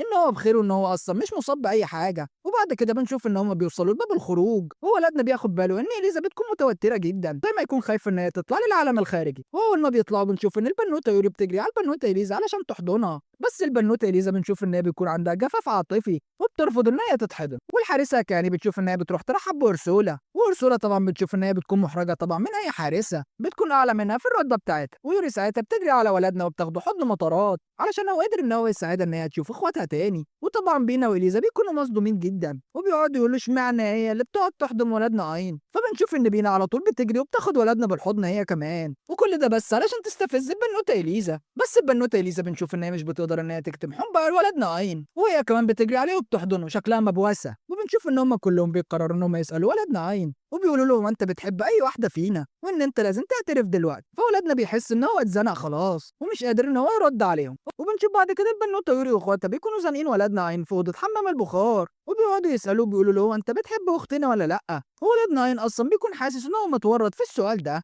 وبيكون أصلا نفسه إن هو يخلع بس بيكون مش عارف يعمل إيه، وبيقعد يقول لهم إن أنتوا الأسئلة بتاعتكم كانت زادت عن حدها، وأنا كل ما أروح في مكان أنتوا بتطلعوا لي وإن أنتوا مش سايبيني في حالي. فولادنا بيحاول إن هو يهرب بس من السؤال بتاعهم، وبيحاول إن هو كمان يطلع بره الأوضة. فبنشوف إن هما بيطلعوا يجروا وراه وبيسحبوا ولدنا من قفاه ومش بيسيبوه غير لما يجاوب على السؤال، وبياخدوا بالهم أصلا إن ولدنا عين شكله محرج جدا، فبيعرفوا ساعتها إن هو بيحبها بس هو محرج إن هو يقول. فبيقرروا ساعتها إن هما ما يدوسوش على ولدنا وإن هما يبطلوا غلاسة. ولما ولدنا بيقرر إن هو خلاص هيطلع بره أوضة البخار، بياخد باله إن البنوتة لسه كانت بدأت إن هي تحس بالتعب والإرهاق، وعلى طول بنشوف إن هي بتاخد ولدنا بالحضن وبتقول له إن أنت لازم تاخدني معاك وإن أنت ما تسيبنيش هنا. ولسه أصلا بتقول له إن أنا عارفة إن أنا ضعيفة وإن أنا عكس كل إخواتي، بس أنا حابة إن أنا أكون معاك للأبد وإن أنا عمري ما هسيبك. والبنوتة يوري وبينا على طول بنشوف إن هما بييجوا يحضنوها علشان كانت قررت خلاص إن هي هتكون معاهم على طول. ولما الحارسة كانت بتعرف إن البنوتة لسه كانت قررت إن هي هتكون مع ولادنا على طول وإن هي خلاص هتكمل معاه، بنشوف إن هي بتروح له وبعد كده بتديله حجر الفلاسفة وبتقول له: اتفضل يا ريس، أدي القوة بتاعتي وإن أنا هكون خلاص موجودة معاك في أي وقت. وولدنا بنشوف إن هو بيستخدم حجر الفلاسفة وبيكتسب مهارات جديدة، وولدنا بيستدعوه في نقابة المغامرين بعد كده. فساعتها بنشوف إن رئيسة النقابة ميجان بتاخده بالحضن وبتكون مبسوطة جدا إن هو جه وإن هي شايفاه، وبتقول له: إن أنا ملاحظة إن أنت بقيت أقوى من الأول بكتير. وبيجي بعد كده كاسبر وبيقول له: واضح كده إن أنت بقيت سفاح وإن مفيش أي حد دلوقتي يقدر عليك وإن أنت بقيت تقدر تهزم كل الوحوش. وولدنا بنشوف إن هو بيسألهم عن سبب استدعائه للنقابة، فبيقولوا له بس إن الملك كان عاوز منك طلب صغير، وبيسألوه بعد كده وبيقولوا له: هو أنت تعرف إيه هي الشياطين؟ فولدنا على طول بنشوف إن هو بيفتكر الطائر فالكو اللي ولدنا أصلا كان خرشم وشه قبل كده لما الطائر ده كان قال له بس إن أنا واحد من الشياطين الخمسة الأقوياء. وميجان ساعتها بتبتدي إن هي تشرح له بتقول إن إحنا كنا قدرنا إن إحنا نطرد الشياطين وده من عالم البشر أصلا من فترة طويلة، والأبطال بتوعنا كانوا قدروا إن هم يبنوا حاجز علشان يمنعوهم، بس للأسف كانوا بدأوا إن هم يظهروا من فترة صغيرة في قرية اسمها ريشك. ومهمتك بقى يا ريس إن أنت تخلصنا من الشياطين اللي موجودة هناك. وبيقعدوا يقولوا له إن الشياطين مبوظين الدنيا خالص هناك وإن أنت الوحيد اللي تقدر إن أنت توقفه. فولدنا على طول بنشوف إن هو بيوافق إن هو يساعد المنطقة اللي هناك، بس بنشوف إن أرسولا ساعتها بتظهر وبتقول له كده: أنت غيرت الخطة بتاعتنا وإن إحنا أصلا ما كانش لينا أي علاقة بالبشر قبل كده. وبس ولدنا بقلب حنين بنشوف إن هو بيعترض على كلام البنوتة أرسولا، بيقول لها: إن أنتوا ويوري لما كنتوا قررتوا إن أنتوا خلاص هتساعدوني فأنتوا أصلا ما كنتوش تعرفوني، فعلشان كده أنا كمان كنت قررت إن أنا أساعد الناس الضعفاء اللي أنا أصلا ما أعرفهمش، لأن أنا كنت عشت نفس الحالة دي زمان قبل كده وعارف أصلا الحياة الصعبة والمعاناة اللي الناس بتشوفها. وبيقول لها: طالما أنت والبنوتة يوري كنت أنقذتوني زمان فأنا كمان كنت قررت إن أنا أساعد الناس دي، لازم إن أنا أساعدهم حتى من غير ما أعرف. وبتظهر بعد كده البنوتة يوري وإخواتها وبنشوف إن هم بيوافقوا ولدنا هنا على الكلام ده وبيعرفوا قد إيه ولدنا طيب وإن هو حابب إن هو يساعد كل الناس. فأرسولا بتقول: طالما البنوتة يوري موافقة فأنا أكيد هكون موافقة. وولدنا هنا بنشوف إن هو بيبتدي إن هو يتحمس وبيقول إن أنا لازم أخلص على كل الشياطين اللي موجودين في القرية اللي هناك. وبيتنقل بينا المشهد بعد كده وبنشوف إن في مجموعة من سكان منطقة ريشك بيكونوا ماشيين في الغابة وبيكون باين عليهم جدا إن هم محبطين، وبنلاقي إن في أب أصلا بيكون قاعد بيكلم بنوته الصغيرة بيقول لها خلاص إن إحنا رايحين الجنة، وبيقول لها إن أنت خلاص قريب هتشوفي أمك، وبيكون واضح جدا من كلامه إن هو بيضحك عليها. والبنوتة الصغيرة طبعا بتكون مش فاهمة أي حاجة وكمان مصدقة أبوها وفاكرة إن هي خلاص هتروح للجنة علشان تشوف أمها، بس فجأة بنشوف إن الأرض بتتهز بيهم وبيكونوا أصلا رايحين لوحش، والوحش ده أصلا بيكون وحش الهيدرا وده يعتبر أصلا واحد من الوحوش التنانين الأسطورية وكمان برضه يعتبر من الشياطين. وبنعرف أصلا إن هما بيكونوا رايحين عنده علشان يقدموا له قربان علشان بس إن هو يساعدهم ويحميهم وإن هو ما يدمرش القرية بتاعتهم. وبنشوف اصلا ان ابو البنوته الصغيره بيكون جايب بنته علشان يقدمها تضحيه للوحش لان الوحش ده بيكون بيحب البنات وما بيكونش حابب طعم الرجاله. وابوها بيقول لها ان انت لازم تروح عند ملك التنانين علشان ده اللي هو يقدر ان هو يوديك عند امك بسرعه. فالبنوته زي الهبله بنشوف ان هي بتكون مصدقه ابوها وبتقول له: بس انا عاوزاك ان انت ما تعيطش لما نمشي لان انت كنت عيطت كتير لما كانت امي راحت عند ملك التنانين اخر مره. بس بنشوف ان ابوها بيقول لها: ما تقلقيش انا مش هعيط لان انا اكيد هحصلك قريب جدا. والبنوته بنشوف ان هي بتودع ابوها وبتطلع على تنين الهيدرا والتنين اصلا بيكون متضايق علشان هم كانوا اتاخروا في تقديم القربان، بس لما بيلاقوا البنوته الصغيره بنشوف ان هي بتعجبهم جدا وبيقولوا ان طعمها اكيد هيكون حلو، بس بنشوف فجاه ان ابوها بيتدخل وبيقعد يترجم وبيقول لهم ان انتوا لازم تاكلوني معاها وان انتوا ما تاكلوهاش لوحدها. وسكان القريه كلهم بنشوف ان هم بيتعصبوا عليه وبيقولوا له انت بتعمل ايه يا مجنون، انت كده بتبوظ الاتفاق بتاعنا ما بيننا وما بين وحش الهيدرا، وبكده انت اكيد هتتسبب بمشاكل كتير. بس بنشوف ان ابو البنت اصلا مش بيكون مهتم بالكلام بتاعهم وبيقعد يطلب من وحش الهيدرا ان هو لازم ياكله مع بنته علشان هو عاوز ان هو يموت معاها. والوحش ساعتها بيقول له ان انت ما تستعجلش يا ريس، احنا كده كده هنخلص على كل البنات في القريه وبعد كده نفضلكوا.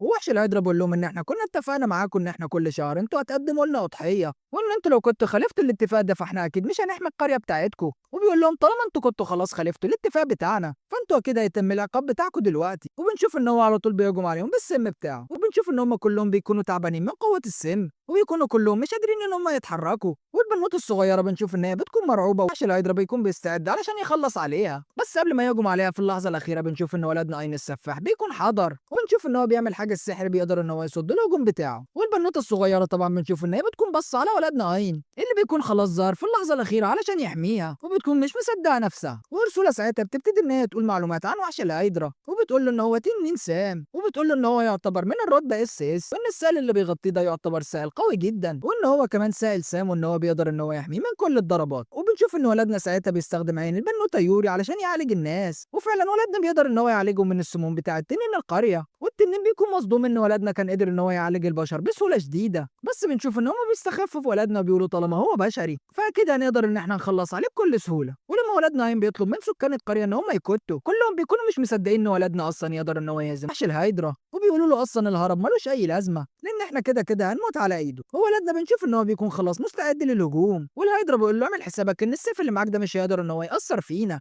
بس ولدنا حرفيا بضربه واحده بنشوف ان هو بيقدر يفتته كذا حته. وسكان المدينه كلهم طبعا بيكونوا مبلمين ومش فاهمين ايه اللي حصل قدامهم وازاي ولدنا السفاح قدر ان هو يهزمهم ضربه واحده، وبيقولوا ان ده اكيد هو البطل الاسطوري اللي كان بيهزم التنانين الاسطوريه اللي بيكون معروف في العاصمه ان هو قاتل التنانين الاسطوري. وارسولا ساعتها بتعرف ان ولدنا ايا كان ده قوه البنوته يوري التطهيريه وده مع قوه السيف اللي معاه علشان بس يقدر ان هو يخلص على الوحش ده بضربه واحده. وسكان القريه كلهم بنشوف ان هم بيجوا علشان يشكروه، وولادنا بنشوف ان هو بيطلب منهم ان هو لازم يقابل زعيم المكان علشان بس ان هو يتكلم معاه، بس بيتفاجئ ان هم كلهم كانوا وشهم اتغير مره واحده وسكتوا فجاه وبعد كده كلهم سابوه ومشوا. بس البنوته الصغيره بنشوف ان هي بترجع لولادنا مره تانية وبتقعد تشكره علشان هو قادر ان هو يحميها وبتقول له ان انا اتمنى ان انا اشوفك مره تانية. فولادنا ابو قلب حنين بنشوف ان هو بيوعدها وبيقول لها طالما انا معاكم فما فيش اي حاجه تقدر تاذيكوا. وولادنا بنشوف ان هو بيقرر ان هو يدور بنفسه على رئيس المنطقه هنا علشان بس ان هو يتكلم معاه عن سبب وجود وحش الهيدرا. وبنشوف ان هو بيوصل بعد كده للقصر اللي موجود في المنطقه وبيكون مستغرب اصلا ان القصر ده فخم جدا ومفيش اي حاجه كانت حصلت له خالص. فولاد بنشوف ان هو بيحس ان المكان ده مريب جدا وبيطلب ساعتها من البنوته يوري واخواتها ان هم لازم يستخبوا جواه علشان بس لو كان حصل اي قلق في المكان. وولادنا بنشوف ان هو بيخش جوه القصر وبيقعد ينادي على اي حد بس علشان يتكلم معاه، فبيظهر واحد بعد كده وبيقول انه شرف ليا ان انا قابل قاتل التنانين الاسطوري اين، والشخص ده بيبتدي ان هو يعرفنا بنفسه وبنعرف ان اسمه نيجون. وبنشوف ان هو بعد كده بيضيف ولدنا وبيقدم له كيك وشاي، بس ولدنا اول ما بيدوق الكيك بيتصدم ان الاكل ده اصلا مالح جدا، بس ولدنا بنشوف ان هو ما بيرضاش ان هو يكسفه وبيقول له ان الاكل طعمه حلو، بس نيجون لما بيدوق الكيك بيكون مصدوم من طعمه المالح وان اصلا ولدنا اين كان بيجامله وان العبيط كان بدل السكر بالملح وان هو بوظ طعم الاكل. وبعد كده ولدنا بنشوف ان هو بيساله عن الشياطين اللي موجودين في المكان هنا، فبيقول له اصلا ما فيش اي شياطين وان احنا اصلا عايشين جنب غابه مهجوره والغابه دي فيها وحوش قويه جدا واكيد الناس بس كانت اتلخبطت ما بينها وبين الشياطين. فولادنا بيقول له يعني انت عايز تقنعني ان الناس ما كانتش خدت بالها ما بين الوحوش والشياطين، وبيقول له اصلا انا في طريقي هنا كنت قابلت وحش الهيدرا وكنت خلصت عليه. فنيجون اول ما بيعرف ان ولدنا كان قدر ان هو يهزم وحش الهيدرا بنشوف ان هو بيكون مصدوم على الاخر وبيقعد يقول له ايه الهبل والجنون اللي انت كنت عملته ده، ودلوقتي الوحوش كلها هتهجم على القريه بتاعتنا وهتدمرها كلها وان وحش الهيدرا ده اصلا كان بيحمينا. فولدنا بيقول له يعني انت كنت عاوزني ان انا اسيب وحش الهيدرا ياكل البنوته الصغيره. فنيجون ساعتها بيقول له ان مفيش اي مشكله وان هو هياكل بس شخص واحد وده في مقابل ان هو هيحمي اهل القريه كلهم. ونجوم بيقول له يعني انت فاكر ان بعد هزيمه وحش الهيدرا المشكله تبقى اتحلت؟ فانت اكيد ان انت غلطان، لان الوحوش كده هتفضل ان هي تهجم علينا وعمرها ما تتوقف. وانت طبعا دلوقتي بعد ما كنت خلصت المهمه بتاعتك فانت هتمشي، واحنا دلوقتي اللي هنلبس الليله دي يا معلم. وطبعا ما فيش اي حد دلوقتي بنفس قوتك يقدر ان هو يخلص على الوحوش او ان هو يقدر ان هو يحمينا في المستقبل. وطالما انا اصلا الوريث الشرعي للمكان هنا فانا لازم ان انا اتحمل المسؤوليه كلها. وبنشوف ولدنا بيطلع بعد كده وبيكون حاسس ان هو خد قرار غلط علشان هو قتل وحش الهيدرا. بس بنشوف على طول ان البنوته يوري بتظهر علشان تطمنه وبتقول له ان القرار اللي انت كنت خدته ده قرار صح، وان انت كان لازم ان انت تحمي البنوته الصغيره دي من الموت. وبنروح بعد كده ان يجونو بيكون قاعد بيتكلم في المرايه مع شخص بيكون شبهه جدا وبيكون اسمه شادو، وبنعرف ان شادو اصلا ده بيكون شيطان وقادر ان هو يسيطر على نيجون. وبيقعد يقول له خلي بالك لان اين ده يعتبر شرير جدا وان احنا لازم نتخلص منه ونقتله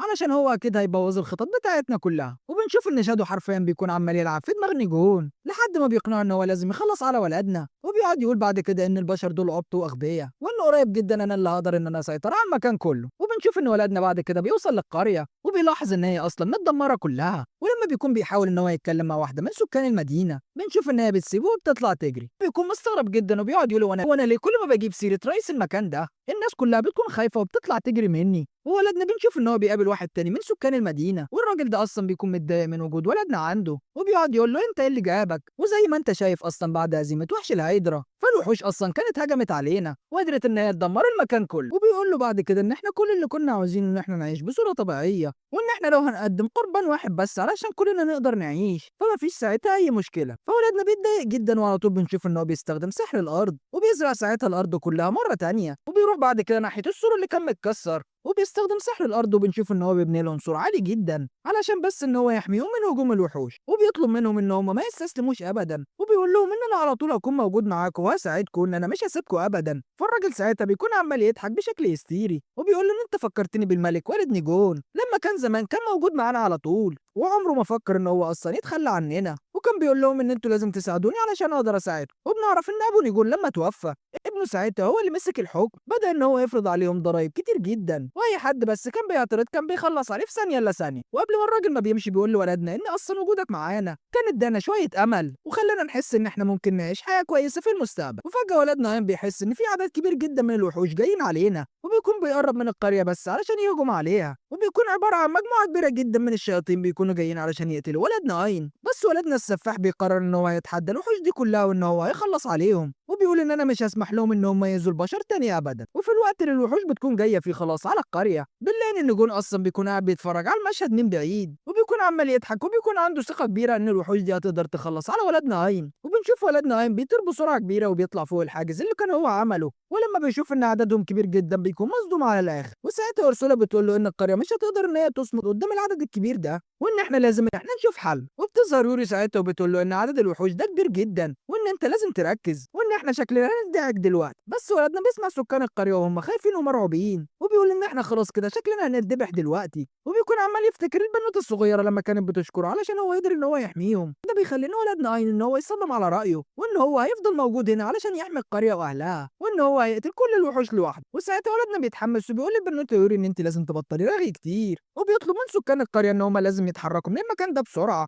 وبيطير بعد كده في الهواء بيقول ان انا كنت وعدت سكان القريه ان انا هحافظ على الابتسامه بتاعتهم وان انا هحميهم، وبيستخدم سحر قوي جدا وبنشوف ان هو بيضربوا عليهم بس بيتفاجئ ان الضربه اللي هو كان عملها دي ما اثرتش فيهم وان عددهم ده طلع كبير جدا. والشياطين بتبتدي ان هي تطير في الهواء علشان تهجم على ولدنا، بس ولدنا السفاح بيقدر ان هو يتفادى الهجمه بتاعتهم. فعلى طول بنشوف ان هم بيبتدوا ان هم يشبكوا ايديهم في ايدين بعض وبيرموا نفسهم عليه. وساعتها بنشوف ان ولدنا قايم بيستخدم قدراته السحريه كلها وبيفضل ان هو يهجم على الوحوش دي وبيقعد يقتل فيهم. وبنشوف ان هو بيستخدم كل المهارات السحريه وبيقدر ان هو يقتل في الوحوش دي وبيقعد يسرق القدرات بتاعتهم علشان يقدر ان هو يهزم العدد الكبير ده كله من الوحوش. وبيعمل دايره سحريه كبيره جدا وبنشوف ان هو بيحجز فيها الوحوش دي كلها علشان يقتل فيهم، وبيستخدم بعد كده مهاره الخيوط الفولاذيه علشان يقدر ان هو يخلص عليهم. وبنشوف ان سكان القريه بيكونوا قاعدين بيتفرجوا على ولدنا وبيكونوا مستعجبين جدا من قوه ولدنا الاسطوريه وان هو قادر يقتل في الوحوش دي كلها. حتى اورسولا والبنوتة بيقعدوا يقولوا لولدنا ان جسمك مش هيستحمل لو قعدت تستخدم مهارات سحريه كتير كده. بس ولدنا بنشوف ان هو بيقول لهم ان انا مش مهتم وان انا مستعد ان انا اضحي بجسمي وده في مقابل بس ان انا احمي سكان القرية زي ما أنا كنت وعدتهم، وولدنا بنشوف إن هو بيطلع السيف بتاعه وبيستخدم مهارة توسيع النطاق علشان بس إن هو يقدر إن هو يخلص عليهم بضربة واحدة، وبنشوف ولدنا بعد كده بيشحن كل الطاقة السحرية بتاعته في السيف بتاعه وبيكون متعصب على الآخر، وبضربة واحدة بنشوف إن هو حرفيا بيقسم الوحوش، والنهار بعد كده بيطلع عليه وبنشوف إن الوحوش كلها بتكون مقتولة، وولدنا بيكون منهار على الآخر ومش قادر حتى إن هو يقف، وبتظهر البنوتة يورو بتقول الله عليك يا ريس أنت قدرت إن أنت تتخلص عليهم، بس شكلك أنت كمان خلصت ومش قادر تسند طولك، فولدنا بنشوف إن هو بيقع على الأرض وبيكون منهار،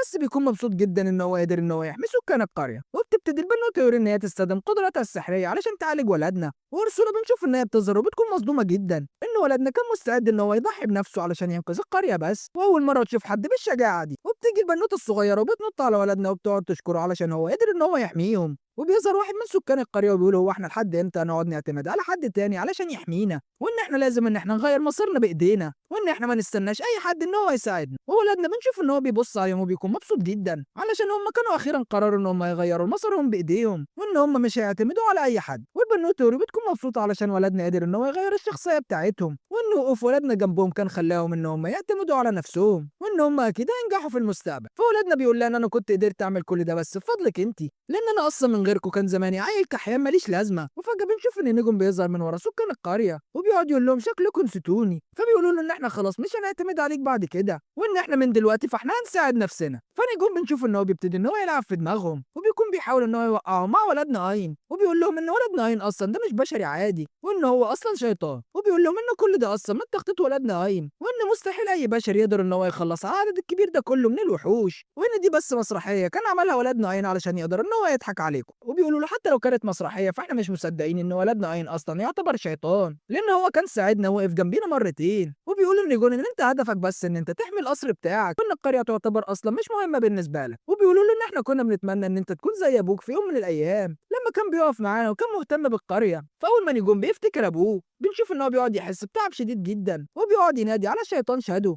وبيقول له ان انا مش عارف اتصرف، وبيطلع المرايه اللي بيكون فيها الشيطان شادو بيكون بيحاول ان هو يتواصل معاه، بس ولدنا اين ساعتها بيستخدم القدرات السحريه بتاعته وبيقيم المرايه اللي بتكون مع نيجون ومش بيكون قادر يطلع اي معلومات عنها، فبيعرف ان المرايه دي اصلا ملعونه زي ما كان حصل مع زويد لما تحول لشيطان، وولدنا بيتحرك بسرعه وبيحاول ان هو ياخد منه المرايه، بس الشيطان شادو بنشوف ان هو على طول بيعمل حاجز وبيمنع ولدنا اين ان هو يوصل له، وبيبتدي الشيطان شادو ان هو يضحك على نيجون وبيقول له طالما البشر خلاص ما بيسمعوش الكلام بتاعك فاحسن حل ان انت لازم تخلص عليهم كلهم وتقتلهم، فنيجون بيقول له ان ابويا اصلا ما كانش كده وان هو كان طيب جدا، فالشيطان شادو ساعتها بيحاول ان هو يفكره بالذكريات بتاعت ابوه زمان، وبنعرف ان ابو نيجون اصلا كان حاكم طيب جدا وان هو كان بيساعد كل سكان القريه وسكان القريه كلهم كانوا بيحبوه، ونيجون بيكون بيتمنى ان هو لما يكبر ان هو يكون زي ابوه علشان بس كل سكان القريه يحبوه، بس نيجون اصلا كان طفل ضعيف ومريض وابوه كان بيرفض ان هو يساعده علشان هو عيان، وكان بيطلب منه ان هو لازم يقعد يلعب مع الاطفال، بس الاطفال اصلا كانوا بيتجنبوا نيجون لان هم كانوا فاكرين ان المرض اللي عنده ده معدي، ولما نيجون اصلا كان ماشي لوحده كان سمع ان سكان القريه كانوا بيتكلموا عليه وان كانوا بيقولوا ان هو مجرد طفل لقيط، وان الملك كان قرر ان هو يتبناه علشان هو طفل مريض وضعيف، وطبعا نيجون ساعتها كان اتصدم لما عرف الحقيقه دي، ولما كان بيجري بنشوف ان هو الكعبل وقع على الارض، وساعتها كان قابل الشيطان شادو وكان قرر ان هو يكونوا اصحاب علشان بس ان هو يستغله ويضحك عليه وان هو ينفذ المخطط بتاعه، ونيجون كان مبسوط جدا بالشيطان شادو لان هو كان بيعتبره ان هو صاحبه الوحيد وبيكون عمال يلعب معاه وبيكون بيشاركه كل حياته، لحد ما في يوم بيكون دخل على ابوه شاف ان هو تعبان، ولما كان ساله على سبب التعب ده بيقول له ان كان في مجموعه من الوحوش كانوا استخدموا السم عليا وده كان السبب بتاع مرضي، ونيجون بيكون بيحاول ان هو يدور على اي حاجه علشان يساعد ابوه، بس الشيطان شادو بنشوف ان هو بيضحك على نيجون وبيقول له ان في عشبه طبيه لو كنت قدرت ان انت تجيبها لابوك فهو اكيد هيخف على طول، وساعتها نيجون بيكون عمال يدي ابوه كل يوم العشبه الطبيه دي على امل ان هو يخف، لحد ما بيتفاجئ ان هو في يوم من الايام بيموت وده كان بسبب العشبه الطبيه، وبنرجع من الفلاش باك وبنشوف ان شادو بيكون عمال يضحك على نيجون وبيقول له ان انت شخص عبيط جدا وان انت كنت قتلت ابوك بنفسك، وبيقول له ان العشبه الطبيه دي اصلا كانت عشبه سامه وان انا قدرت ان انا اضحك عليك، وبنعرف ان شادو كان استخدم تعويذه علشان ان هو يغير الكلام اللي كان مكتوب في الكتاب الطبي بتاع الاعشاب، وقدر ان هو يضحك على نيجون ويوضح له ان العشبه دي طبيه وان هي ما تعتبرش عشبه سامه، وطبعا في الفتره دي ولدنا بيكون بيحاول ان هو يوصل لنيجون وان هو يطلعه بره التعويذه بتاعت شادو، بس ولدنا بيكون مش قادر ان هو يوصل له، وشادو بيقول له كمان ان انا كنت ضحكت عليك للمره الثانيه لما كنت قلت لك ان اين اصلا شيطان، وبيبتدي ان هو يقول له خطته من زمان لما بدا ان هو يتعرف على نيجون، وبيقول له ان انا هدفي ان انا كان اسيطر على عالم البشر واخد البشر كلهم لعالم الشياطين علشان يتغذوا عليهم، بس ابوك كان دايما هو الحاجز قدامي، فعلشان كده انا كنت قررت ان انا استغلك واخليك ان انت تقتله بنفسك. وبيقول له بفضل غبائك فانا قدرت ان انا انفذ المخطط بتاعي، وقدرت ان انا اقتل ابوك وابعت عدد كبير جدا من البشر لعالم الشياطين. وفي الاخر بنشوف ان الشيطان شادو بيقدر ان هو يستحوذ على جسم نيجون وان هو بيستولى عليه. وساعتها ولدنا بيقول له بقى عرفني بنفسك يا ريس، فبيقول له ان انا واحد من اخوه 5 شياطين. وولدنا عين ساعتها بيتاكد ان شادو كان خلاص سيطر عليه، ورسله بتقعد تقول ان هو كان استخدم مهاره خاصه علشان يقدر يضحك علينا. وعين ساعتها بيساله بيقول له هو فين نيجون، فشادو بيقول له ان نيجون اللي انت بتسال عليه ده انا بلعه جوايا، وطالما هو ضعيف اصلا وما عندوش اي قوه فانا كنت خلاص سيطرت عليه. وبيقول لولدنا ان اللي حصل لنيجون ده اصلا بسببك انت،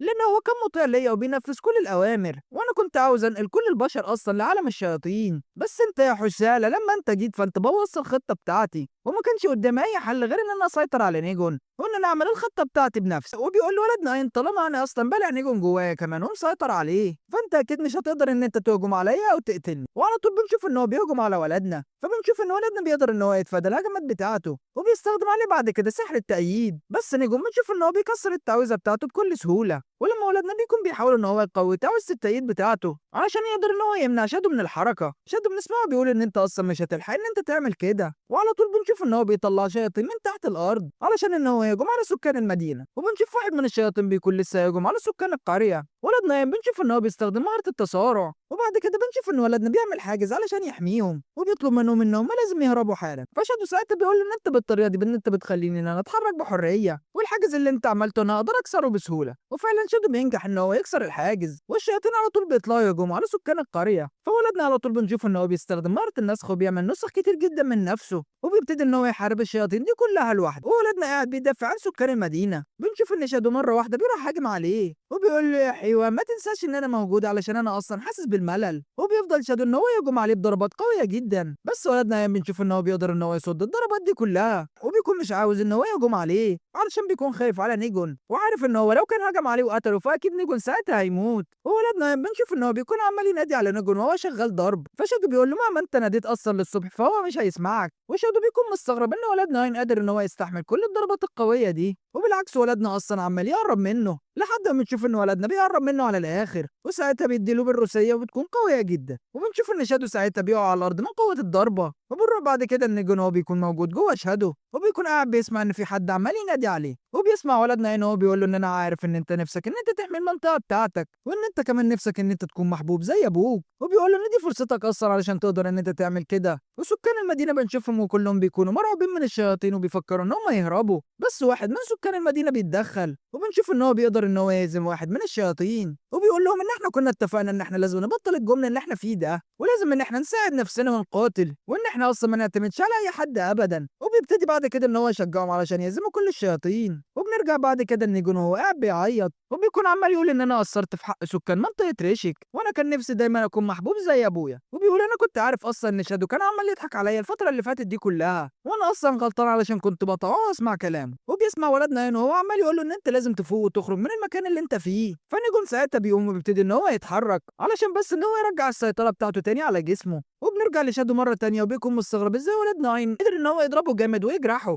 وبيقول له بالطريقه دي فانت ممكن تقتلني نجوم معايا. ولما شادو بيكون بيحاول ان هو يهجم على ولدنا مره تانية بيكون مستغرب ان جسمه واقف اصلا ومش قادر ان هو يتحرك، وساعتها نجم بيكون خرج علشان يسيطر على جسمه من تاني، وبيكون عمال يشكر ولدنا هنا علشان هو قاعد ساعده الفتره اللي فاتت دي كلها، وعلى طول بيروح طاعن نفسه في قلبه علشان يخلص عليها. وشادو ساعتها بيقول له ايه الغباء والهبل اللي انت بتعمله ده، انت كده بتموت نفسك. فنجم بيقول له ان انا كنت عارف اصلا الفتره اللي فاتت ان انت كنت عمال تضحك عليا وان انت كنت دايما بتوجهني للطريق الغلط، بس انا علشان كنت عايش لوحدي ما كانش عندي اي اصحاب فانا كنت للاسف مضطر ان انا اسمع كلامك. وبيقول له في الاخر ان انا خلاص اتعلمت من غلطي ومش هسمح لك ان انت تقتل كل سكان القريه او حتى ان انت توديهم لعالم الشياطين. وفعلا بتشوف ان الشيطان شادو بيبتدي ان هو يفقد السيطره على جسم نيجون، وبيقرر ساعتها ان هو يطلع منه وان هو هيهرب. وبيشوف بنوته صغيره ساعتها وبيحاول ان هو يخش جواها علشان بس ان هو يسيطر عليها، بس ولدنا عين ساعتها بيلمحه فبيمرجحه وبيروح حادف عليه السيف ساعتها ومخرتقه، وبيروح على طول على نيجون علشان يستخدم السحر بتاعه ويعالجه. بس للاسف الاصابه بتاعته بنشوف ان هي بتكون خطيره جدا، حتى البنوته يوري كمان بنشوف ان هي بتتدخل وبتحاول ان هي تستخدم الطاقه بتاعتها وسحر الشفاء، وفعلا بنشوف ان هم بينجحوا ان هم في الاخر ان هم يعالجوه ده من الاصابه الخطيره بتاعته. ولما نيجون ساعتها بيكون متضايق جدا وبيقعد يقول لهم هو انتوا كنتوا عالجتوني ليه؟ انا اصلا كنت عاوز اموت علشان اخلص الناس كلها من شري. فبنشوف ان سكان سكان المدينة كلهم بيتجمعوا حواليه وبيقولوا له ان انت اصلا ما ينفعش ان انت تموت دلوقتي، ولازم الاول ان انت تكفر عن كل اغلاطك اللي انت كنت عملتها. وبنشوف ساعتها ان نجم بيكون عمال يشكرهم وبيقعد يقول لهم ان انا مستعد ان انا اعمل لكم اي حاجه انتوا عاوزينها علشان بس ان انتوا تسامحوني. وبنشوف ولدنا ان ساعتها بيكون متضايق ومتعصب جدا بعد اللي كان حصل لنيجون، وبيقعد يقول ان انا لازم اعاقب الشياطين كلهم واخليهم يدفعوا الثمن علشان الكلاب بيستغلوا ضعف البشر وكمان بيسيطروا عليهم، وكل ده علشان اغراضهم الشخصيه. وبيروحوا بعد كده يطمنوا على البنوته يوري بعد ما كانت حاسه بارهاق شديد جدا ودفع علاجها لكل سكان المدينه. وبينا وإليسا ساعتها بياخدوا بالهم ان الشيطان شادو بيكون برضه ان هو لسه عايش وبيحاول ان هو يهرب، فبيقوموا ساعتها ان هم يأيدوه وبيمنعوه ان هو يتحرك. وولاد نايم بنشوف ان هو بيقرب منه وبيقول له ان انت لازم تقول لي كل الحوارات اللي عندك، وان انت لو اعترفت لي بكل حاجه فانا مستعد ان انا اسيبك تمشي. ولما الشيطان شادو بيبتدي ان هو يتكلم بنشوف ان هو على طول بينفجر وبيموت في نفس الوقت، وبنعرف ساعتها ان هو كان معمول عليه تعويذه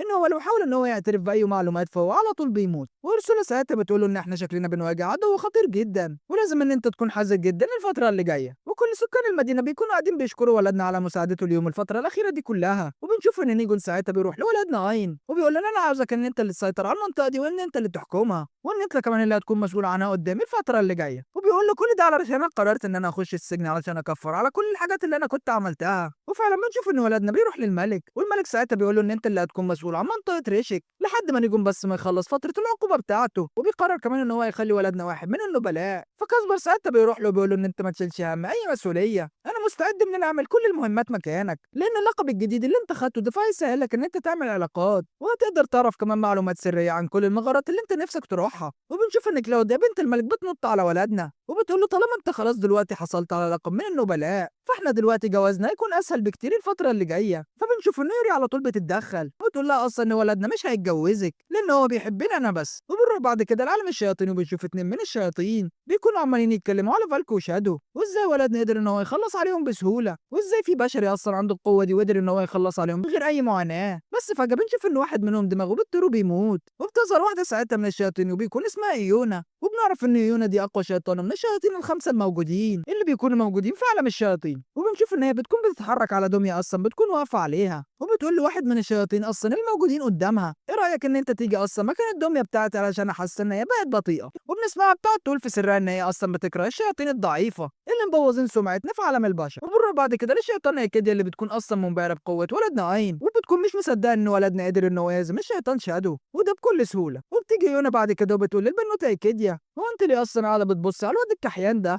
فبتقول لها انت مش واخده بالك ان ولدنا عين قدر ان هو يهزم شادو فالكو اصلا بكل سهوله. فانا بتقول لها ان اصلا شادو فالكو دول يعتبروا شياطين مكحيانين على الاخر وانهم اصلا ما ينفعش ان هم يكونوا وسط اقوى 5 شياطين موجودين. فكده بتقول لها طالما انت اصلا بقى جامده كده فانا عاوزه منك خدمه وعاوزه ان انت تجيبي لي روح واحده من اشجار العالم. وبتقول لها ان ولدنا هنا هيروح يقابل روح واحده من اشجار شجره العالم وانا عاوزاكي اصلا ان انت تجيبي لي الروح دي لحد عندي، وفي نفس الوقت انت لو كنت قابلتي ولدنا عين هناك فيا ريت ان انت تتخلصي عليه وتقتليه. وبتديها الوثيقه بعد كده اللي موجود فيها مكان شجره العالم اللي ولدنا اصلا قاعد بيدور عليها. وبنشوف ان يونا بعد كده بتوافق على طلبها بس بتلاحظ تقريبا ان الدميه اللي هي راكباها دي كانت زمانها اتوفت فبتسيبها وبتمشي وبتقرر ان هي تدور على واحده غيرها. وكده بنشوف ان هي بتكون متفائله جدا بالبنوته يونا وبتكون حاسه ان هي الوحيده اللي هتقدر ان هي تهزم ولدنا عين. وبنروح بعد كده لولدنا عين والبنوته يوري والبنوته يوري بتكون عماله تعزم عليه وبتقول له انت عاوز تتغدى ايه النهارده. بس بنشوف ان اليزا بتخش عليهم وبتطلب ان هي تتكلم مع ولدنا عين وبتقول لولدنا عين ان انت عارف ان انا اصلا ما بقدرش ان انا اخش معاك اي عركه وان انا ما عنديش اي قوه زي البنوته يوري او البنوته يينا، بس انا عندي مهاره عيون ال1000 ميل اللي بتقدر ان هي تحدد مكان واحده من ارواح شجره العالم اللي احنا اصلا قاعدين بندور عليها. فبنشوف ان البنات كلهم بيفرحوا وبيقولوا طالما انت خلاص حددتي مكانها فيلا بينا ان احنا نتجه عليها. بس ولدنا ساعتها بيسمع صوت حد بيتكلم وبيقول له فعلا ان دي فكره حلوه ويلا اللي احنا نتحرك دلوقتي. وولدنا بيتفاجئ ان في بنوته بتكون مغميه عينيها بتكون قاعده له على السرير ويوري بنشوف ان هي بتجري عليها بسرعه علشان تحضنها وبتقول ان دي اختها الكبيره. بس يوري ساعتها بتتفاجئ ان دي اصلا بتكون نسخه وهميه من اختها عشان النسخه الحقيقيه بنعرف ان هي بتكون موجوده في الدماس. وبتبتدي بعد كده ان هي تعرف ولدنا هنا عن نفسها وبنعرف ان اسمها كروش وبتسالها بعد كده وبتقول لها هو انت ايه اللي كان جابك هنا. فبتقول لهم ان في شيطانه اصلا بتستهدف روح شجره العالم دلوقتي وهي اختك الصغيره. وبنعرف ان اختهم الصغيره بيكون اسمها مي وبتكون إليسا بتقدر إن هي تحدد مكانها، وده عن طريق قدرة الألف ميل السحرية بتاعتها، وبتقول لهم إن هي أصلا موجودة في غابة جنب المملكة، وتقريبا الغابة دي يعتبر هي الديماس نفسه، وبتقول لهم إن أختكم الكبيرة كروش اللي هي أنا أصلا موجودة في نفس الديماس أصلا اللي موجودة فيه أختهم الصغيرة، وإن كروش كانت قررت إن هي تكون الحارسة بتاعتها في نفس الوقت. وولد نايم بنشوف إنه بيسأل كروش وبيقول لها هو أنت ليه دلوقتي مغمية عينيكي؟ فبتقول له إن أنا عينيا فيها قوة سحرية كبيرة جدا وصعب إن أنا أقدر أتحكم فيها، وإن أنا لو كشفتها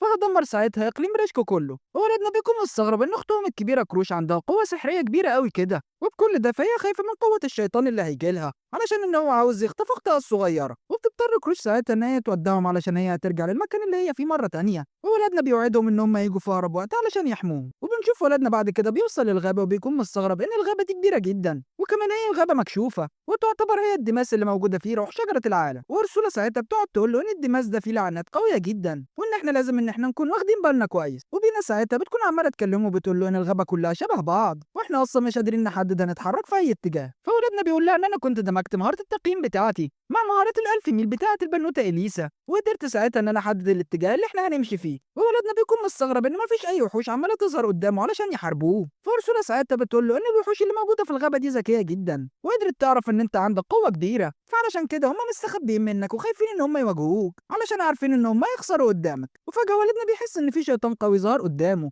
فبيتحرك عليه بسرعة كبيرة جدا، وفعلا ساعتها بيشوف إن ملكة النحل بتكون واقفة قدامه، وبنعرف إن دي واحدة من الشياطين الخمسة الأقوياء. فساعتها الشيطانة بتقول له أنت بقى ولا عين اللي كنت خلصت على شادو فالكو كده بكل سهولة، وبتقعد تفخمها في نفسها وبتقول إن هي أقوى منهم بكتير جدا، وإن أنت مش هتقدر إن أنت تعمل معايا أي حاجة. وبنشوف إن هي بتحرك النحل بتاعها كله ناحية ولدنا عين، بس ولدنا السفاح بنشوف إن هو بيكون واقف زي الشبح ومش فارق مع أي حاجة. ومرة واحدة بنشوف إن هو بيختفي من قدامها وهي بتكون مش عارفة هو راح فين، وبنشوف ولدنا مرة واحدة بيظهر من وراها وبيغزها بالسيف بتاعه. وولدنا بيقول إن أنا كنت وعدت نفسي إن أنا أصلا مش هرحم أي شيطان أشوفه، بس بنشوف مرة واحدة إن جسمها كله بيتفتح، وبنعرف إن هي بتقدر إن هي تنقل روحها لأي نحلة هي موجودة حواليها، وبتقول له إن أنت مش هتقدر إن أنت تهزمني لأن روحي أصلا ممكن تنتقل لأي نحلة أنت شايفها قدامك، وعلشان إحنا عددنا كبير فأنت مش هتقدر إن أنت تخلص عليا. فولدنا بيقول بقى بحيث كده فأنا لازم أخلص على النحل كله في وقت واحد. وبنشوف إن هو بيستخدم مهارة سحرية قوية جدا وبيضرب طلقات نار في كل مكان علشان يقدر إن هو يخلص على النحل كله. فزعيمة النحل بنشوف إن هي بتبتدي تخاف وبتقرر إن هي تستخبى،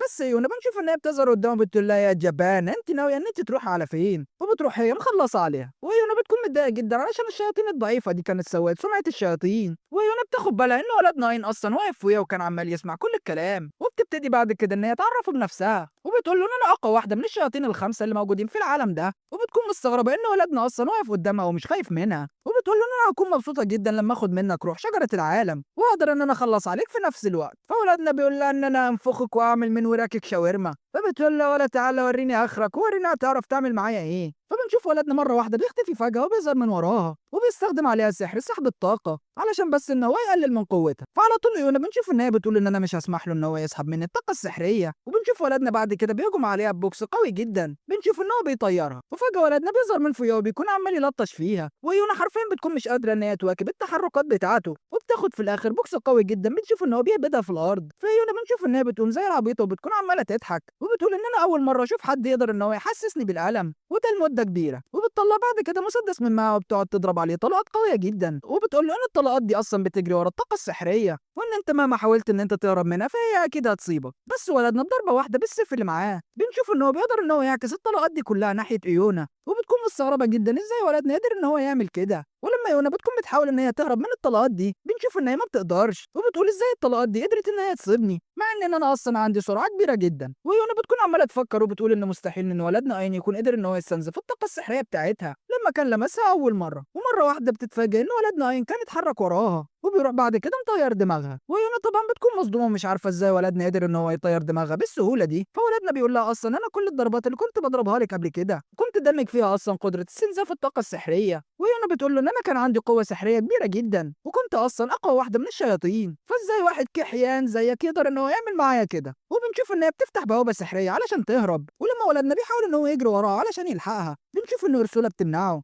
وبتقول له ان الشيطانه دي دلوقتي هي مش هدفنا، ولازم ان احنا ننقذ روح شجره العالم مي. وبيوصلوا بعد كده لمكان روح شجره العالم اللي بيكون موجوده فيه البنوته كروش ومي. وطبعا بنشوف ان هم كلهم بيقعدوا يرحبوا باختهم لما بيشوفوا نسختها الحقيقيه قدامهم. ولما ولدنا بيروح يتحرك علشان يشوف البنوته مي بيلاقي ان هي بنوته صغيره جدا وكمان نايمه. فولدنا بقلب حنين بيحاول ان هو ما يصحيهاش او يعمل اي ازعاج، بس العبيط بنشوف ان هو بالغلط بيدوس على جذع شجره فبيعمل صوت والبته بتصحى. واول ما بتشوف ولدنا بترقع بالصوت وبتكون مرعوبه منه. وولدنا طبعا بيحاول ان هو يهديها باي طريقه، بس كعاده العيال الصغيره بنشوف ان هي بتكون عماله تصوت ومش راضيه ان هي تبطل عياط. وبيكون بيحاول ان هو يهزر معاها ويضحك، بس طبعا بنشوف ان شكله بيكون مرعب جدا والبت حرفيا بتكون مسروعه. فعلى طول البنوته يوري بنشوف ان هي بتتدخل وبتقعد تهدي الموقف وبتقول لها ان انا اختك الكبيره يوري، وان انا كنت جيت انا واخواتك بس علشان نشوفك. فمي على طول بنشوف ان هي بتفرح وبتجري عليها وبتروح بعد كده علشان تسلم على باقي اخواتها. وبنشوف ان هي بتكون مبسوطه جدا بيهم وبتقول لهم ان انا كنت عملت لكم تاجات علشان تلبسوها وده اول ما انتوا تيجوا. بس مي بنشوف ان هي بتكون عامله غير تاج واحد بس. فيوري ساعتها بنشوف ان هي بتلبسه لها هي وبتقول لها ان هو عليكي شكله جميل جدا والتاجات بتاعتنا هنعملها في اي وقت تاني. وبيجي ولدنا هنا علشان يرحب بيها مره تانيه. فبتقول للبنوته يوري ان انا في الفتره الاخيره كنت بسمع صوت طلقات رصاص وده بشكل مستمر، واكيد العيل المعفن ده هو اللي كان بيضرب النار عليا. فبتقول لها بالعكس ولدنا عين ده اصلا شخص طيب جدا وهو اللي قدر ان هو يهزم الشريره اللي كانت بتستخدم طلقات النار، والصوت ده كان بيخوفك. فبنشوف ان هي على طول بتعتذر لولدنا عين وبتقول له ولا ان انا عايزه اتمرجح على حجرك دلوقتي. فبنشوف ان ولدنا على طول بيقعد يهشكها ويلعب معاها وبيكون عمال يحدفها في الهواء والبنوته بتكون مبسوطه على الاخر. بس بيكون واضح ان ولدنا بيتقل في الهزار بتاعه فبيروح طاير بيها في السماء بشكل سريع جدا. واخواتها بيقعدوا يقولوا ان البنوته ما هتقعد تعيط لمده اسبوع بسبب اللي ولدنا عمال يعمله. بس اول لما بينزل مره تانية بيتصدموا ان البنوته مي فرحانه جدا علشان ولدنا هينكنتر بيها كل المسافه دي. ومي بنشوف ان هي بتطلب من ولدنا ان هي تنضم كمان للرحله بتاعته وان هي هتفضل مكمله معاه. فساعتها ولدنا بيطلب من البنوته كروش ان هي كمان تيجي معاهم. فبتقول له ان انا موجوده بس هنا علشان احمي شجره العالم. فولدنا بنشوف ان هو بيقول لها ان انت ما تخافيش وان اصلا حمايه شجره العالم دي وظيفتي انا، وانا كنت قررت ان انا هعمل حاجه سحري علشان يمنع اي حد ان هو يقرب منها، وكمان هعمل نسخه مني علشان تقدر ان هي تحميها من اي خطر. فبتقول له حس كده بقى يا ريس فانا معاك في اي حاجه. وبتدي له بعد كده نواة روح شجره العالم بتاعتها وبتاعت اختها مي. وبنشوف ولدنا بعد كده بيكون واقف مع البنوته ورسوله وبيكون مبسوط ان البنوته يوري كانت اتجمعت مع 4 من اخواتها وده لحد دلوقتي بس. وبيقول ان انا من اول ما بدات حياتي فانا كنت عيل كحيان وكنت كمان ضعيف جدا،